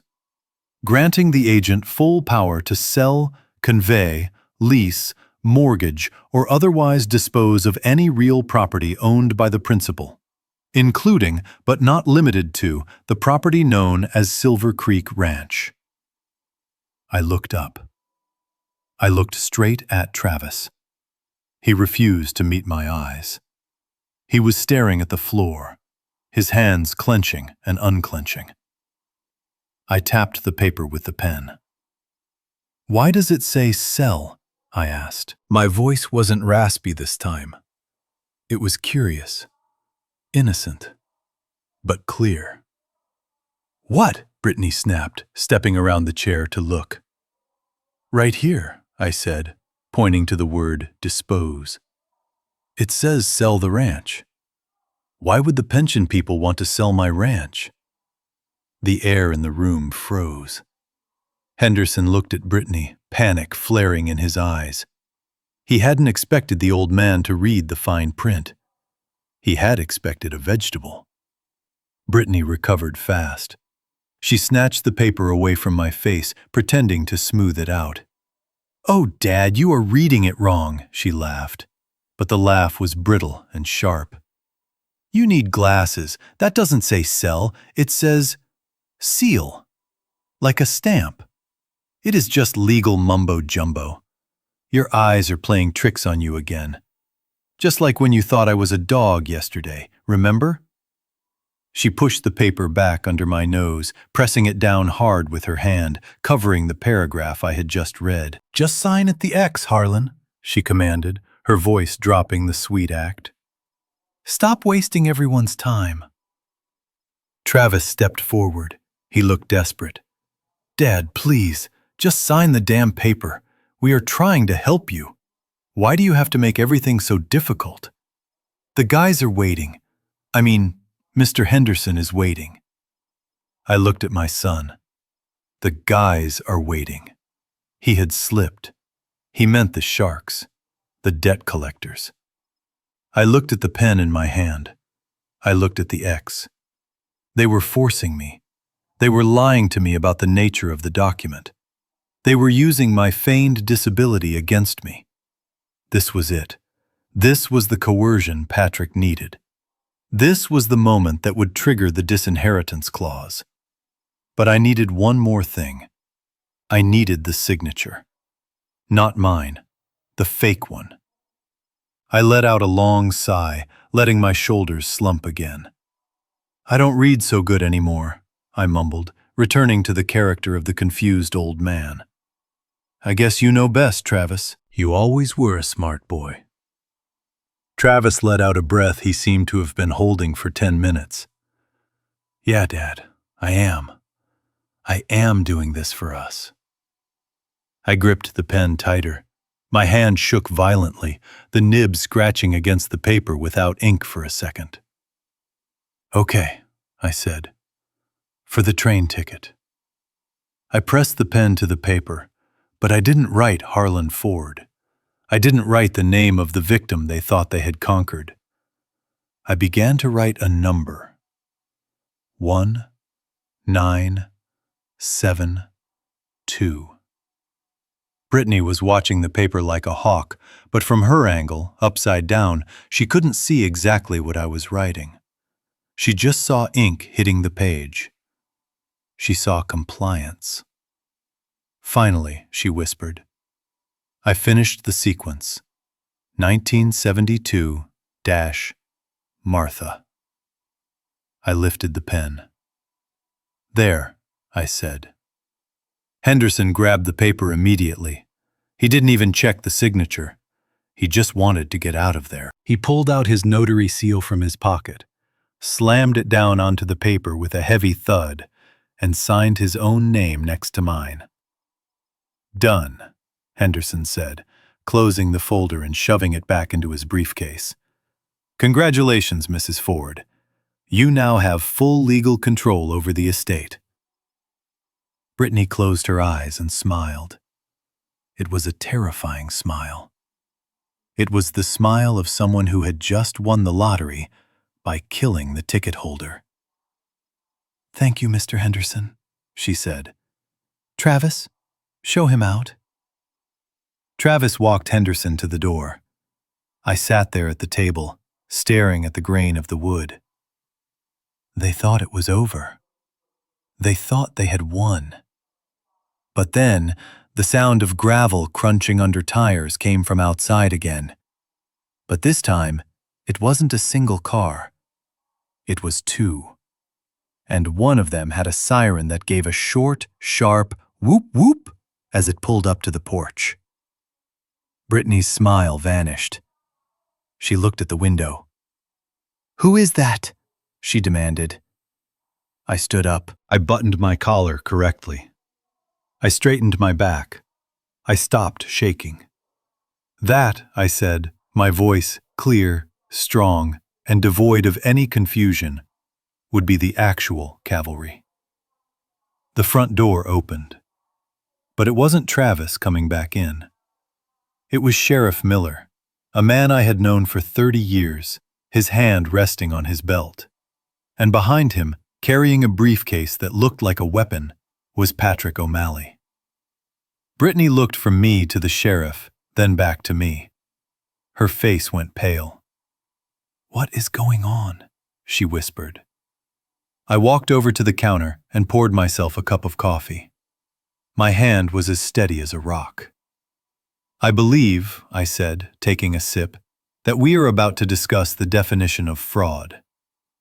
The tip of the pen hovered over the signature line, trembling not because I was weak, but because I was holding back the urge to break it in half and drive it into the table. The silence in the kitchen was heavy, broken only by the buzzing of a fly against the window pane and the shallow, ragged breathing of my son, Travis. He was standing by the sink, his back turned to me, unable to watch the crime he was helping to commit. But Brittany had no such qualms. She stood directly behind my chair, her hands gripping my shoulders. To an outsider, it might have looked like a comforting gesture, a daughter-in-law supporting an elder. But I could feel her nails digging into my flesh through the flannel shirt. She leaned down, her lips brushing against my ear, and whispered words that were meant only for me. "Sign it, Harlan, or so help me God, I will have the orderlies here within the hour." Her voice was low, a hiss of pure venom. "I know a place in Missoula," she continued, the sweetness completely gone from her tone. "It is a state facility. It smells like urine and boiled cabbage. The staff is overworked and underpaid, and they don't have time to deal with difficult old men. They will strap you to a bed, Harlan. They will sedate you until you don't know your own name. You will spend the rest of your miserable life staring at a peeling ceiling, wondering why you didn't just sign the paper. Is that what you want? Because that is the choice. The paper or the padded room. Choose." I felt a cold shiver run down my spine. It wasn't fear of the facility. I knew she couldn't legally put me there without a fight. It was the realization of how truly evil she was. She wasn't just greedy. She was sadistic. She enjoyed the power she held over me. She enjoyed seeing me cornered. I looked up at Travis one last time. I wanted him to turn around. I wanted him to stop her. I wanted him to be the man I raised. "Travis," I said softly. He flinched, his shoulders hunching up, but he didn't turn. He just gripped the edge of the sink tighter, his knuckles white. "Do it, Dad," he whispered, his voice cracking. Just do it. That was the final nail. My son had made his choice. Now I would make mine. I looked down at the document. Clause 4. Authority to dispose of real property. It was a death sentence for my legacy, but it was also the bait for the trap. Okay, I mumbled, letting my voice sound defeated and broken. I don't want to go to the hospital. I will sign. Brittany released the pressure on my shoulders, letting out a small, triumphant breath. Good choice, Dad. I pressed the nib of the fountain pen to the paper. The black ink bled slightly into the fiber. I started to write. But I didn't write Harlan Ford. I didn't write the name of the victim they thought they had conquered. I wrote a sequence that meant nothing to them, but everything to the law. 1, 9, 7, 2, dash, M, A, R, T, H, A. 1972. The year Martha and I bought the first acre of land. The year we started this life. It was the code Patrick O'Malley had set up in the trust protocols decades ago. A distress signal. A signature that, if it ever appeared on a legal document, automatically triggered the fraud protection clauses of the estate and stripped the beneficiary of all rights. I finished the last letter, adding a shaky flourish at the end to make it look like the scrawl of a senile man. There, I said, dropping the pen. It is done. Mr. Henderson, the notary, didn't even wait for the ink to dry. He snatched the document from under my hand with the speed of a starving dog grabbing a bone. He was sweating, his eyes darting toward the door as if he expected the walls to close in. He pulled out his official seal and stamped it hard next to my signature. Thump. The sound echoed like a gunshot in the room. Perfect, Henderson said, his voice trembling with relief. He didn't check the name. He didn't verify the spelling. He just saw ink on the line. He shoved the papers into his briefcase and snapped the locks shut. Congratulations, Mrs. Ford. You now have full power of attorney. The assets are yours to control. Brittany let out a laugh. It wasn't a happy laugh. It was a sound of pure, unadulterated conquest. She walked around the table and looked at me, her eyes shining with manic energy. Finally, she said. She reached into the refrigerator and pulled out a bottle of champagne she must have hidden there earlier. It was a bottle of Dom Pérignon. Another purchase made with my credit card. Another insult. She popped the cork. The loud pop made Travis jump.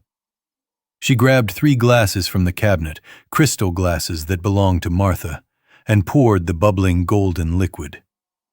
To us, she announced, raising her glass. To the future, and to getting rid of the past. She looked at me when she said it. I was the past. She shoved a glass into Travis's hand. Drink up, babe. We are rich. We can list the ranch on Monday. I already have a developer interested. He wants to bulldoze the cabin and put in a luxury lodge. We are talking $2 million for the land alone. And once we liquidate the trust accounts, my God, Travis, we can buy the penthouse in Seattle. We can buy whatever we want. Travis took the glass, but his hand was shaking so badly that the champagne spilled over the rim and onto his shoes. He looked at me, his eyes filled with a mixture of guilt and terror. He drank the wine in one gulp, as if trying to drown his conscience. Brittany turned to the notary. Here you go, Mr. Henderson. A toast to a job well done. And don't worry about your fee. I will write you a check from the trust account as soon as we get access. You will get your bonus. Henderson grinned, showing yellowed teeth. He reached for the glass. I sat there, my hands folded on the table. I watched them celebrate.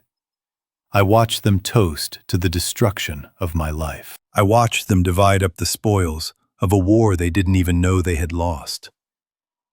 "You shouldn't drink that," I said quietly. Brittany paused, the glass halfway to her lips. She looked down at me with a sneer. "Excuse me?" "I said you shouldn't drink that," I repeated, my voice steady and cold. "It is bad luck to toast with stolen money." Brittany laughed, shaking her head. "Oh, Harlan, you are still confused, aren't you? It isn't stolen. It is ours. You gave it to us. You signed, remember?" She tapped the briefcase. "It is legal. It is binding. And there is nothing you can do about it. You are just a guest in my house now. And if you don't like it, the offer for the state facility is still on the table." She tilted her head back to take a sip. And that was when the sound cut through the air. It started as a low wail in the distance, echoing off the canyon walls, but it grew louder with terrifying speed. It was a sound that every person in this country recognizes instantly. The sound of authority. The sound of judgment. The siren. Brittany froze. The glass remained at her lips, but she didn't drink. Her eyes darted to the window. Travis dropped his glass. It shattered on the floor, the crystal exploding into 1,000 shards, the expensive champagne pooling around his feet like blood. "What is that?" Travis whispered. Henderson grabbed his briefcase, his face turning the color of ash. "That is the police." "Why are the police here?" Brittany slammed her glass down on the counter. "Calm down," she hissed. "It is probably just a patrol. Maybe they saw the car speeding earlier. Just act normal. I have the paperwork. I am the legal guardian. I will handle this." But the siren didn't pass by. It got louder and louder. And then it cut off abruptly right in front of the cabin, replaced by the heavy crunch of tires on gravel and the slamming of car doors. I stood up. I pushed my chair back. The scraping sound was loud in the sudden silence of the room. "I don't think you can handle this, Brittany," I said. I walked past her. I walked past Travis, who was trembling like a leaf. I walked past the notary, who was clutching his briefcase to his chest like a shield. I walked to the front door and threw it open. There, standing on the porch, was Sheriff Miller. His hand was resting on his holster, his face grim. And beside him stood Patrick O'Malley, holding a thick file folder, looking like an angel of vengeance in a trench coat. Blue and red lights flashed from the cruiser behind them, washing the cabin in a chaotic, strobing glow. "Good morning, gentlemen," I said, stepping aside to let them in. "I believe we have some guests who have overstayed their welcome." Brittany rushed to the door, her face a mask of fake outrage. "Officer!" she shouted. "Thank God you are here.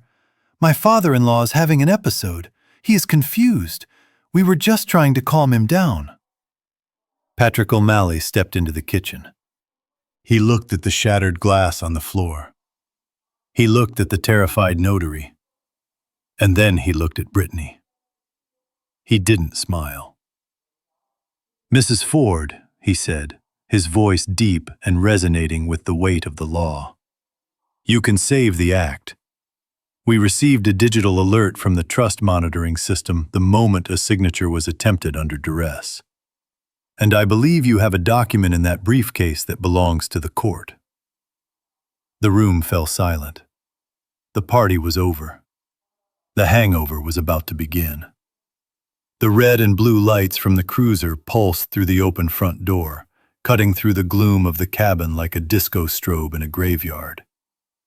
The silence that had held the room captive just seconds ago was shattered by the shrill, piercing voice of my daughter-in-law.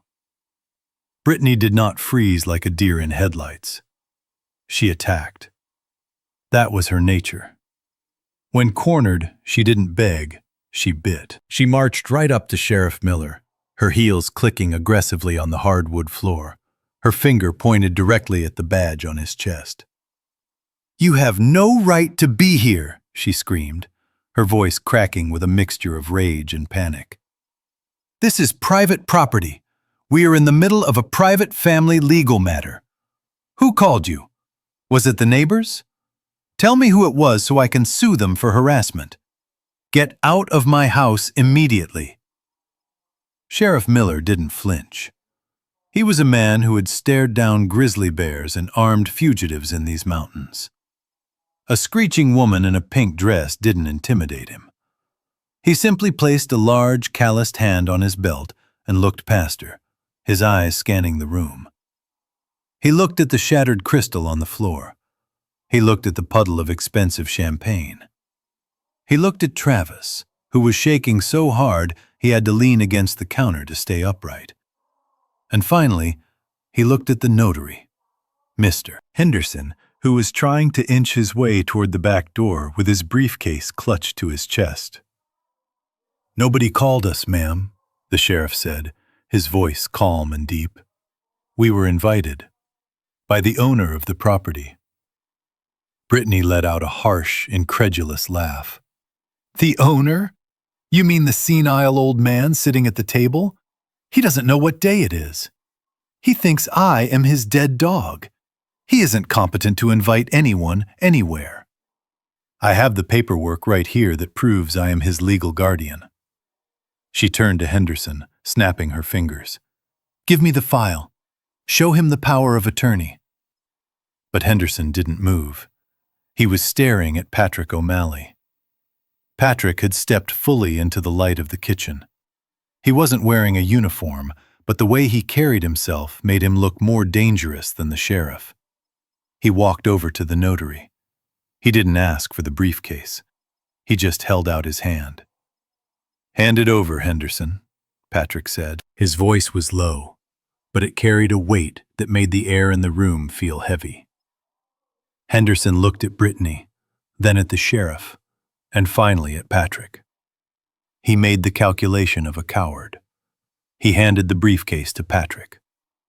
Brittany gasped. "What are you doing? That is my property. You can't just take that." Patrick placed the briefcase on the table, right next to my coffee cup.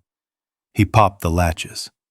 He pulled out the blue folder that contained the document I had just signed. He opened it slowly, deliberately, letting the tension build until it was almost suffocating. He looked at the signature page. A small, cold smile touched his lips.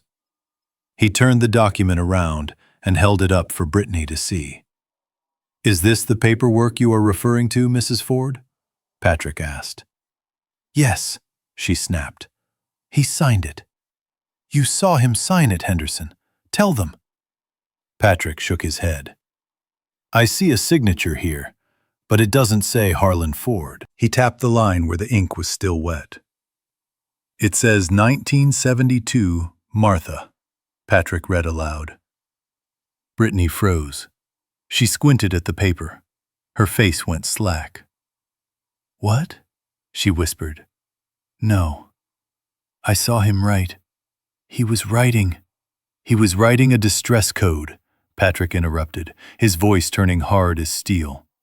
"In the state of Montana, a signature on a legal document that is proven to be a prearranged distress signal is immediate proof of coercion. It renders the document not only void, but evidence of a crime." He slammed the folder shut. "And what you have done here today, attempting to force a senior citizen to sign over his assets under threat of institutionalization, is not a family matter. It is a third-degree felony. It is called exploitation of a vulnerable adult.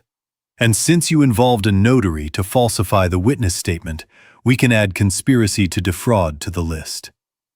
The blood drained from Brittany's face so fast I thought she was going to faint. She staggered back, her hand finding the edge of the table for support. She looked at Travis. "Travis, do something," she hissed. Tell them your father is crazy. Tell them he begged us to do this." Travis didn't speak. He was staring at the floor, tears streaming down his face, his body convulsing with silent sobs. He looked small. He looked like a child who had broken a vase and was waiting for the punishment. I decided it was time. I pushed my chair back. I didn't do it slowly. I didn't struggle.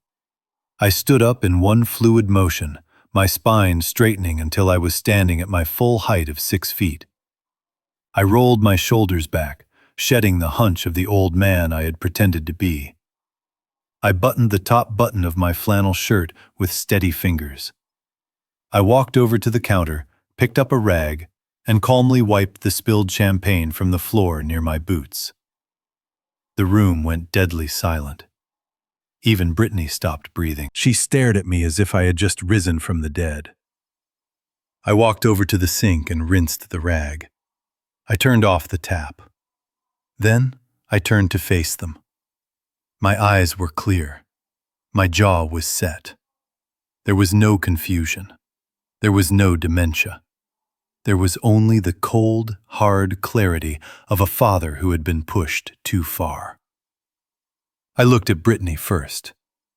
She shrank back under my gaze, realizing for the first time that she was not looking at a victim. She was looking at a predator. Then I looked at my son. "Travis," I said.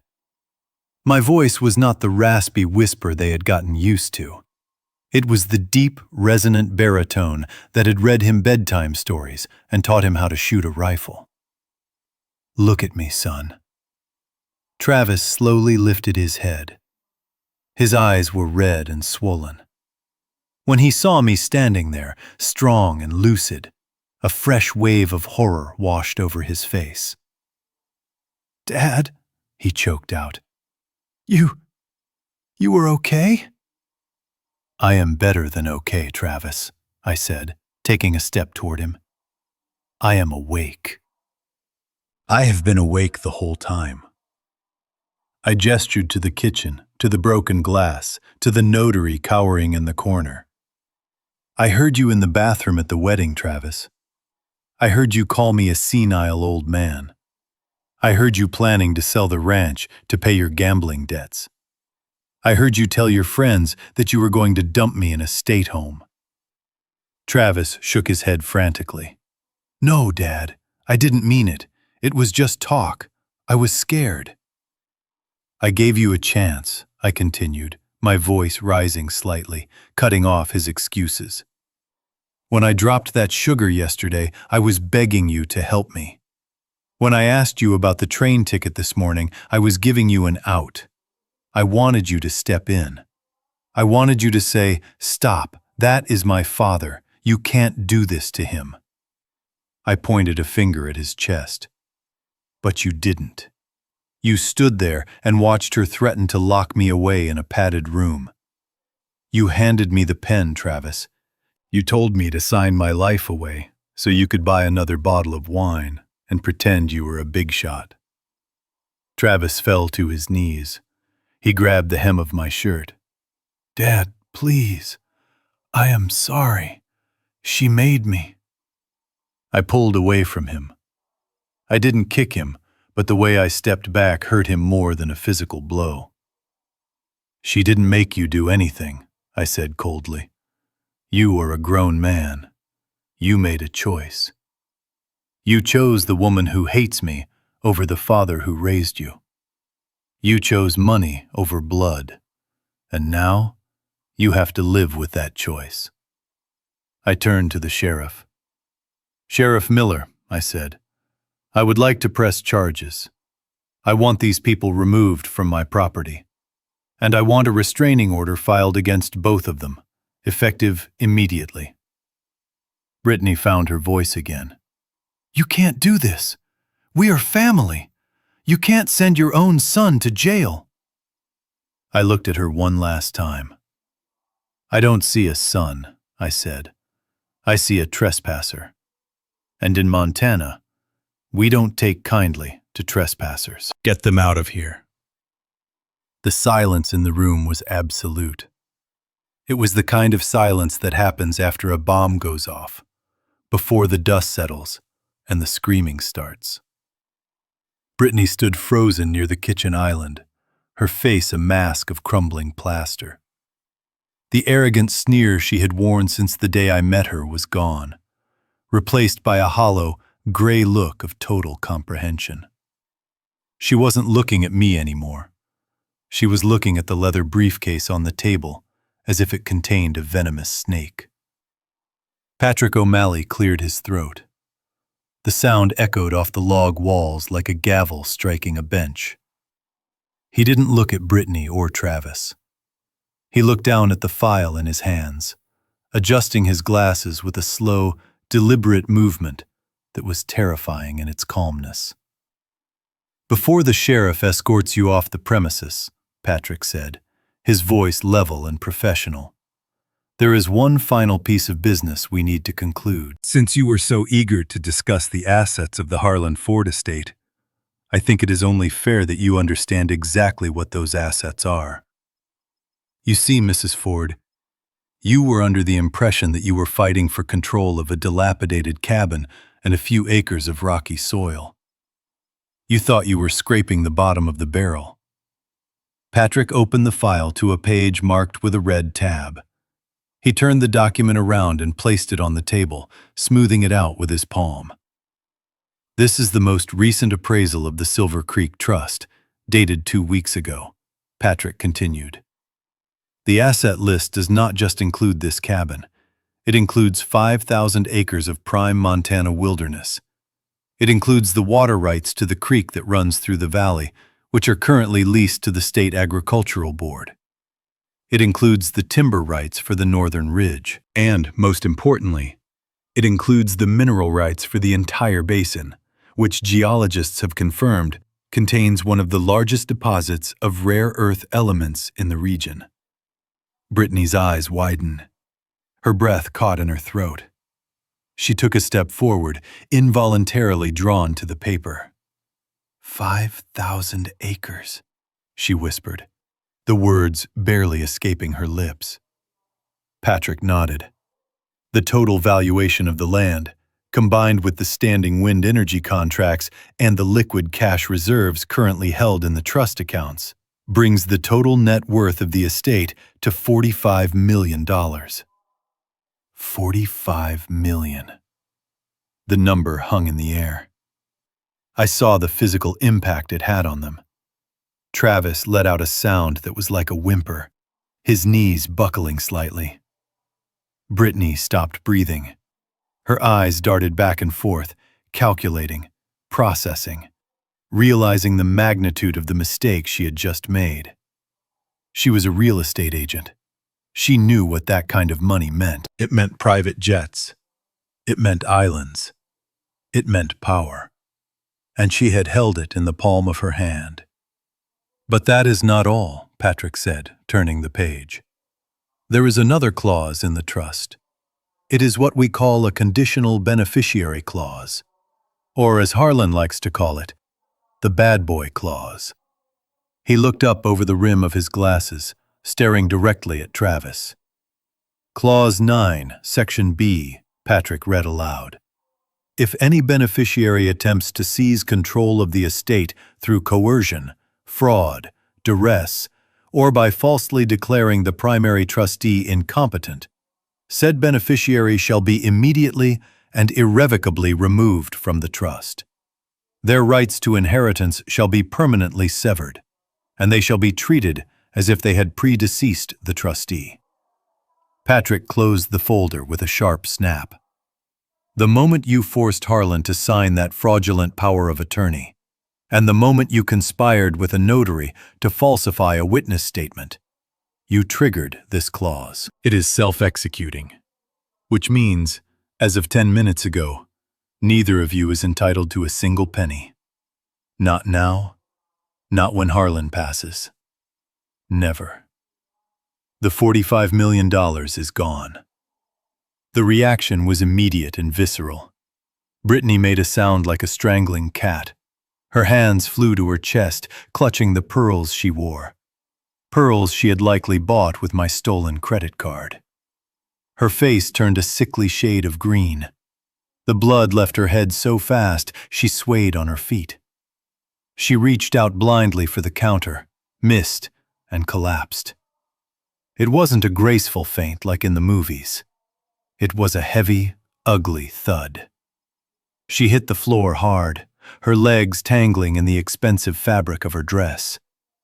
She lay there, gasping for air, her eyes rolling back in her head, overwhelmed by the sheer, crushing weight of her own greed. She wasn't unconscious. She was just broken. Her mind couldn't handle the reality that she had been minutes away from an empire, only to lose it because she couldn't wait for a natural death. Travis didn't run to help her. He didn't even look at her. He looked at me.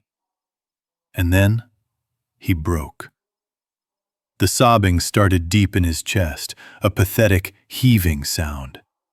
He threw himself across the room, sliding on his knees across the floorboards until he was at my feet.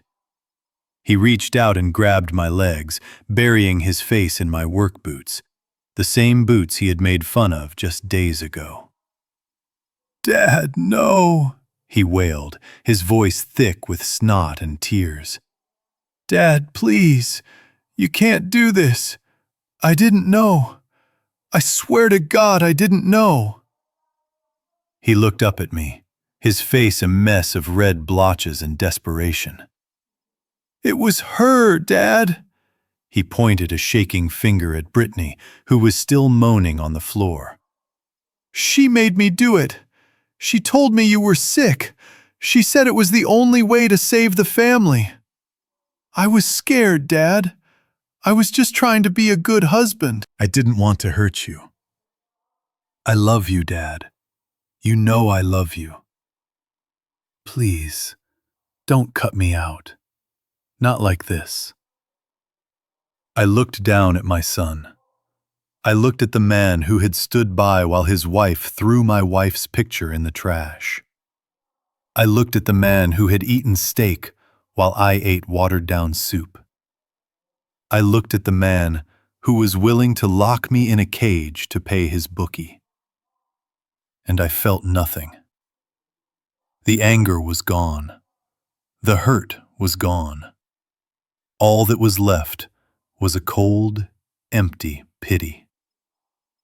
I didn't try to kick him away. I just stood there, solid as an oak tree, while he wept on my boots. "You didn't know?"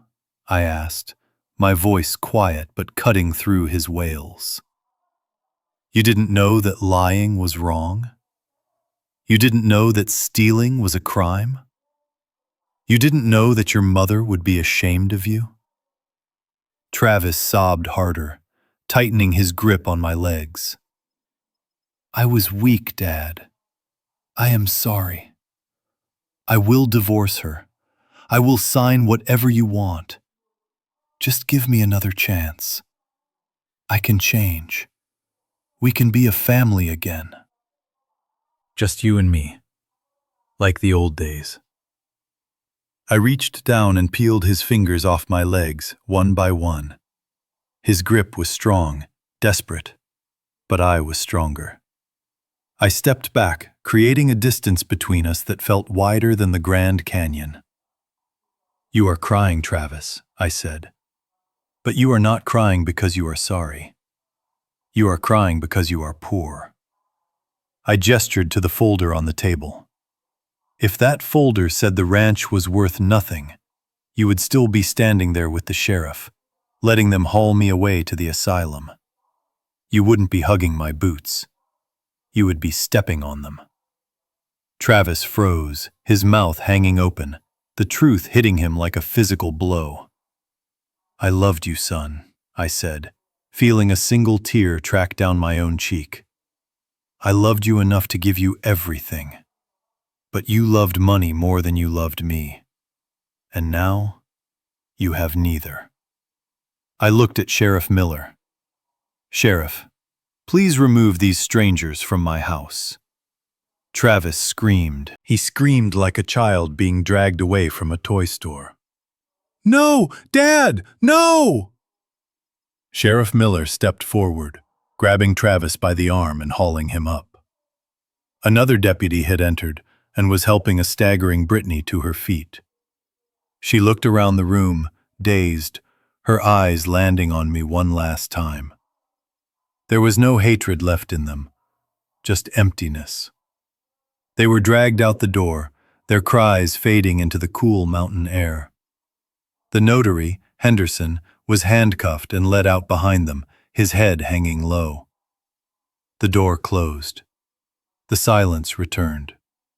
But this time, it wasn't the silence of a bomb. It was the silence of peace. I looked at Patrick. He took off his glasses and wiped them on his shirt. "That was the hardest thing I have ever watched," Patrick said softly.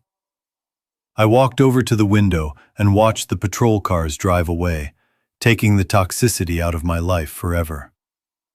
"It was necessary," I replied. "Sometimes you have to cut off a limb to save the body." I turned back to the empty kitchen. It was messy. The floor was sticky with champagne. The sugar was still spilled. But for the first time in a week, the air felt clean. "I have $45 million, Patrick," I said. "And I think I know exactly what I want to do with it."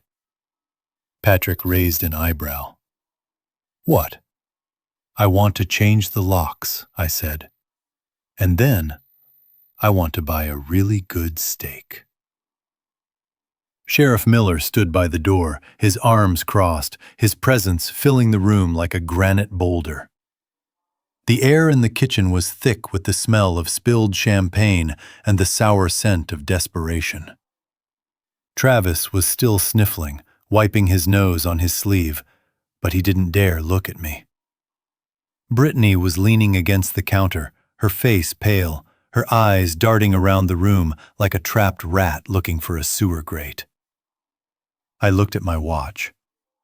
It was an old Timex, scratched and worn, the kind of watch Brittany had told me to throw away the day she arrived. "You have 10 minutes, I said. My voice was calm. It wasn't the voice of a father scolding a child.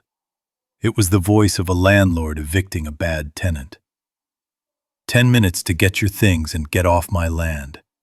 If you are still here at minute 11, Sheriff Miller will arrest you for criminal trespassing. And considering the fraud you just attempted, I don't think you want to add another charge to the list."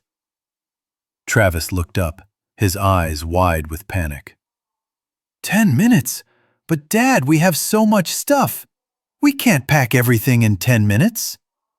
Then leave it, I said. I don't care. Burn it, bury it, just get it out of my house. Brittany pushed herself off the counter. The shock was wearing off, replaced by a frantic, clawing need to salvage whatever she could. She didn't argue. She realized the game was truly over. She grabbed Travis by the arm, her nails digging into his sweater. "Move!" she hissed at him. "Get the suitcases, now!" They scrambled. It was pathetic to watch. The arrogant power couple who had strutted into my home 5 days ago, treating me like a servant, were now running around like cockroaches when the lights come on. Travis ran to the guest room, throwing clothes haphazardly into the open Louis Vuitton bags. Brittany rushed to the bathroom, sweeping her expensive creams and lotions into a tote bag with a violent clatter. I stood in the hallway, watching them.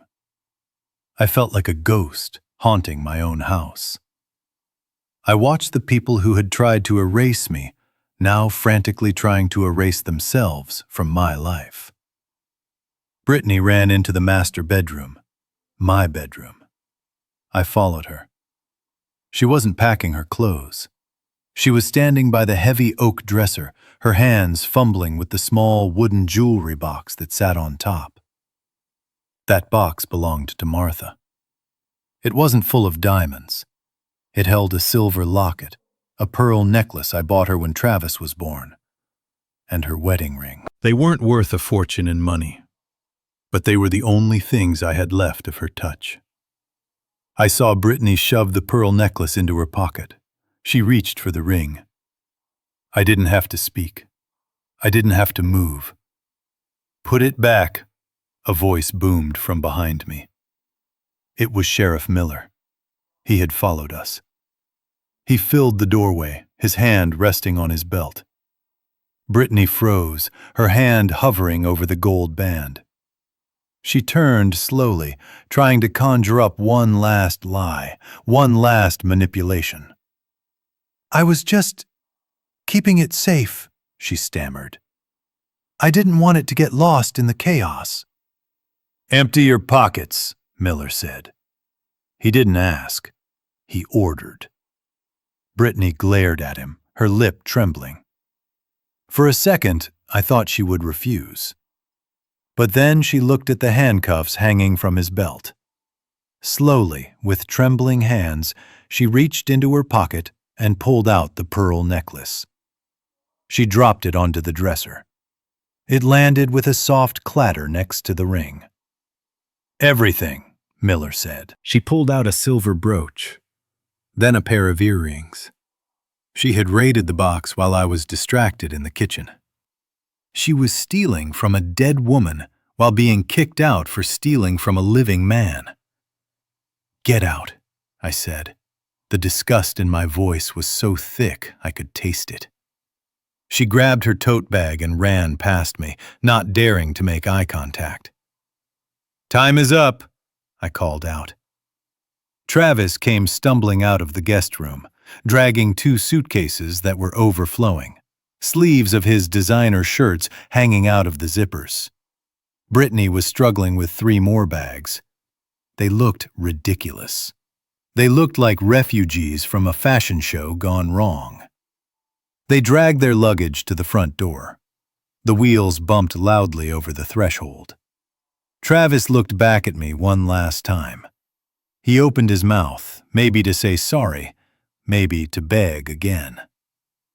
"Go," I said. He hung his head and walked out onto the porch. Brittany followed, struggling with the heavy bags, cursing under her breath. I walked to the doorway. Patrick O'Malley stood beside me. We watched them trudge down the porch steps and onto the gravel driveway. They headed toward where they had parked their Range Rover, the massive black SUV that had crushed my hydrangeas, the symbol of their status, the vehicle they planned to drive back to Seattle to start their new life of poverty. But when they rounded the corner of the cabin, they stopped dead. Travis dropped his suitcases. Brittany let out a scream that echoed off the canyon walls. "No! Where is it? Where is my car?" The driveway was empty. The tire tracks were there. The oil stains were there. But the Range Rover was gone. Brittany spun around, her face purple with rage. She looked up at the porch where I was standing. "What did you do?" she shrieked. "You stole my car. That is grand theft auto. Sheriff, arrest him!" Patrick O'Malley took a step forward. He reached into his jacket pocket and pulled out a business card. He didn't hand it to her.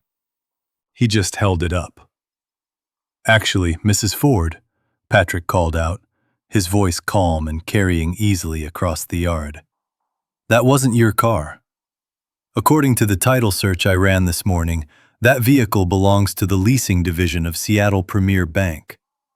And since you were 3 months behind on payments, and since I happened to notify the bank of the vehicle's location about an hour ago, well, let's just say their repossession team is very efficient." He smiled, a cold, lawyerly smile. "They picked it up while you were busy trying to steal the jewelry." Brittany stared at the empty spot where her car used to be. She looked at the suitcases. She looked at the long, winding dirt road that led to the highway. It was 5 miles to the nearest paved road. 5 miles of dust, rocks, and heat. Travis sank to his knees in the dirt. He put his head in his hands. "You can't leave us here!" Brittany screamed, tears of frustration streaming down her face. "How are we supposed to get to the city? We can't walk. I am wearing heels." I leaned against the doorframe. I crossed my arms. "Walking is good for the heart," I said. "That is what you told me, isn't it? When you made me walk 5 miles to the store to buy groceries? You said the exercise would be good for my circulation." I pointed down the road. "Start walking. It is a long way to Seattle." Brittany looked at Travis. "Get up," she kicked him. "Get up, you idiot! Do something!" Travis stood up slowly. He didn't look at her. He picked up his bags. He didn't say a word. He just started walking. He started dragging the heavy suitcases down the driveway, the plastic wheels crunching loudly on the gravel. Brittany watched him go. She looked back at me. She looked at the house she had almost owned. She looked at the fortune she had lost. Then, with an incoherent shriek of rage, she grabbed her bags and ran after him, her heels sinking into the soft dirt, her ankles twisting with every step. I watched them go. I watched the dust rise around them. I watched the expensive Italian leather of their luggage getting scratched and ruined by the Montana earth. They looked small. They looked insignificant. They were just 2 specks of dust being blown away by the wind. I watched until they disappeared around the bend in the road. Patrick put a hand on my shoulder. "Are you okay, Harlan?" he asked. I took a deep breath. The air smelled of pine. It smelled of sage. It didn't smell like perfume or lies anymore. "I am fine, Patrick," I said. I stepped back inside. Sheriff Miller tipped his hat and walked to his cruiser. Patrick followed him. I stood alone in the entryway. The house was quiet. But it wasn't the lonely silence that had haunted me for months. It was a different kind of silence. It was the silence of a fortress that had held. It was the silence of a storm that had passed. I looked at the floor where the champagne had been spilled. I would have to scrub that later. I looked at the wall where the picture of Martha used to hang. I would have to buy a new frame. But I had the time, I had the money, and most importantly, I had my dignity. I reached out and grabbed the heavy oak door. I pushed it shut.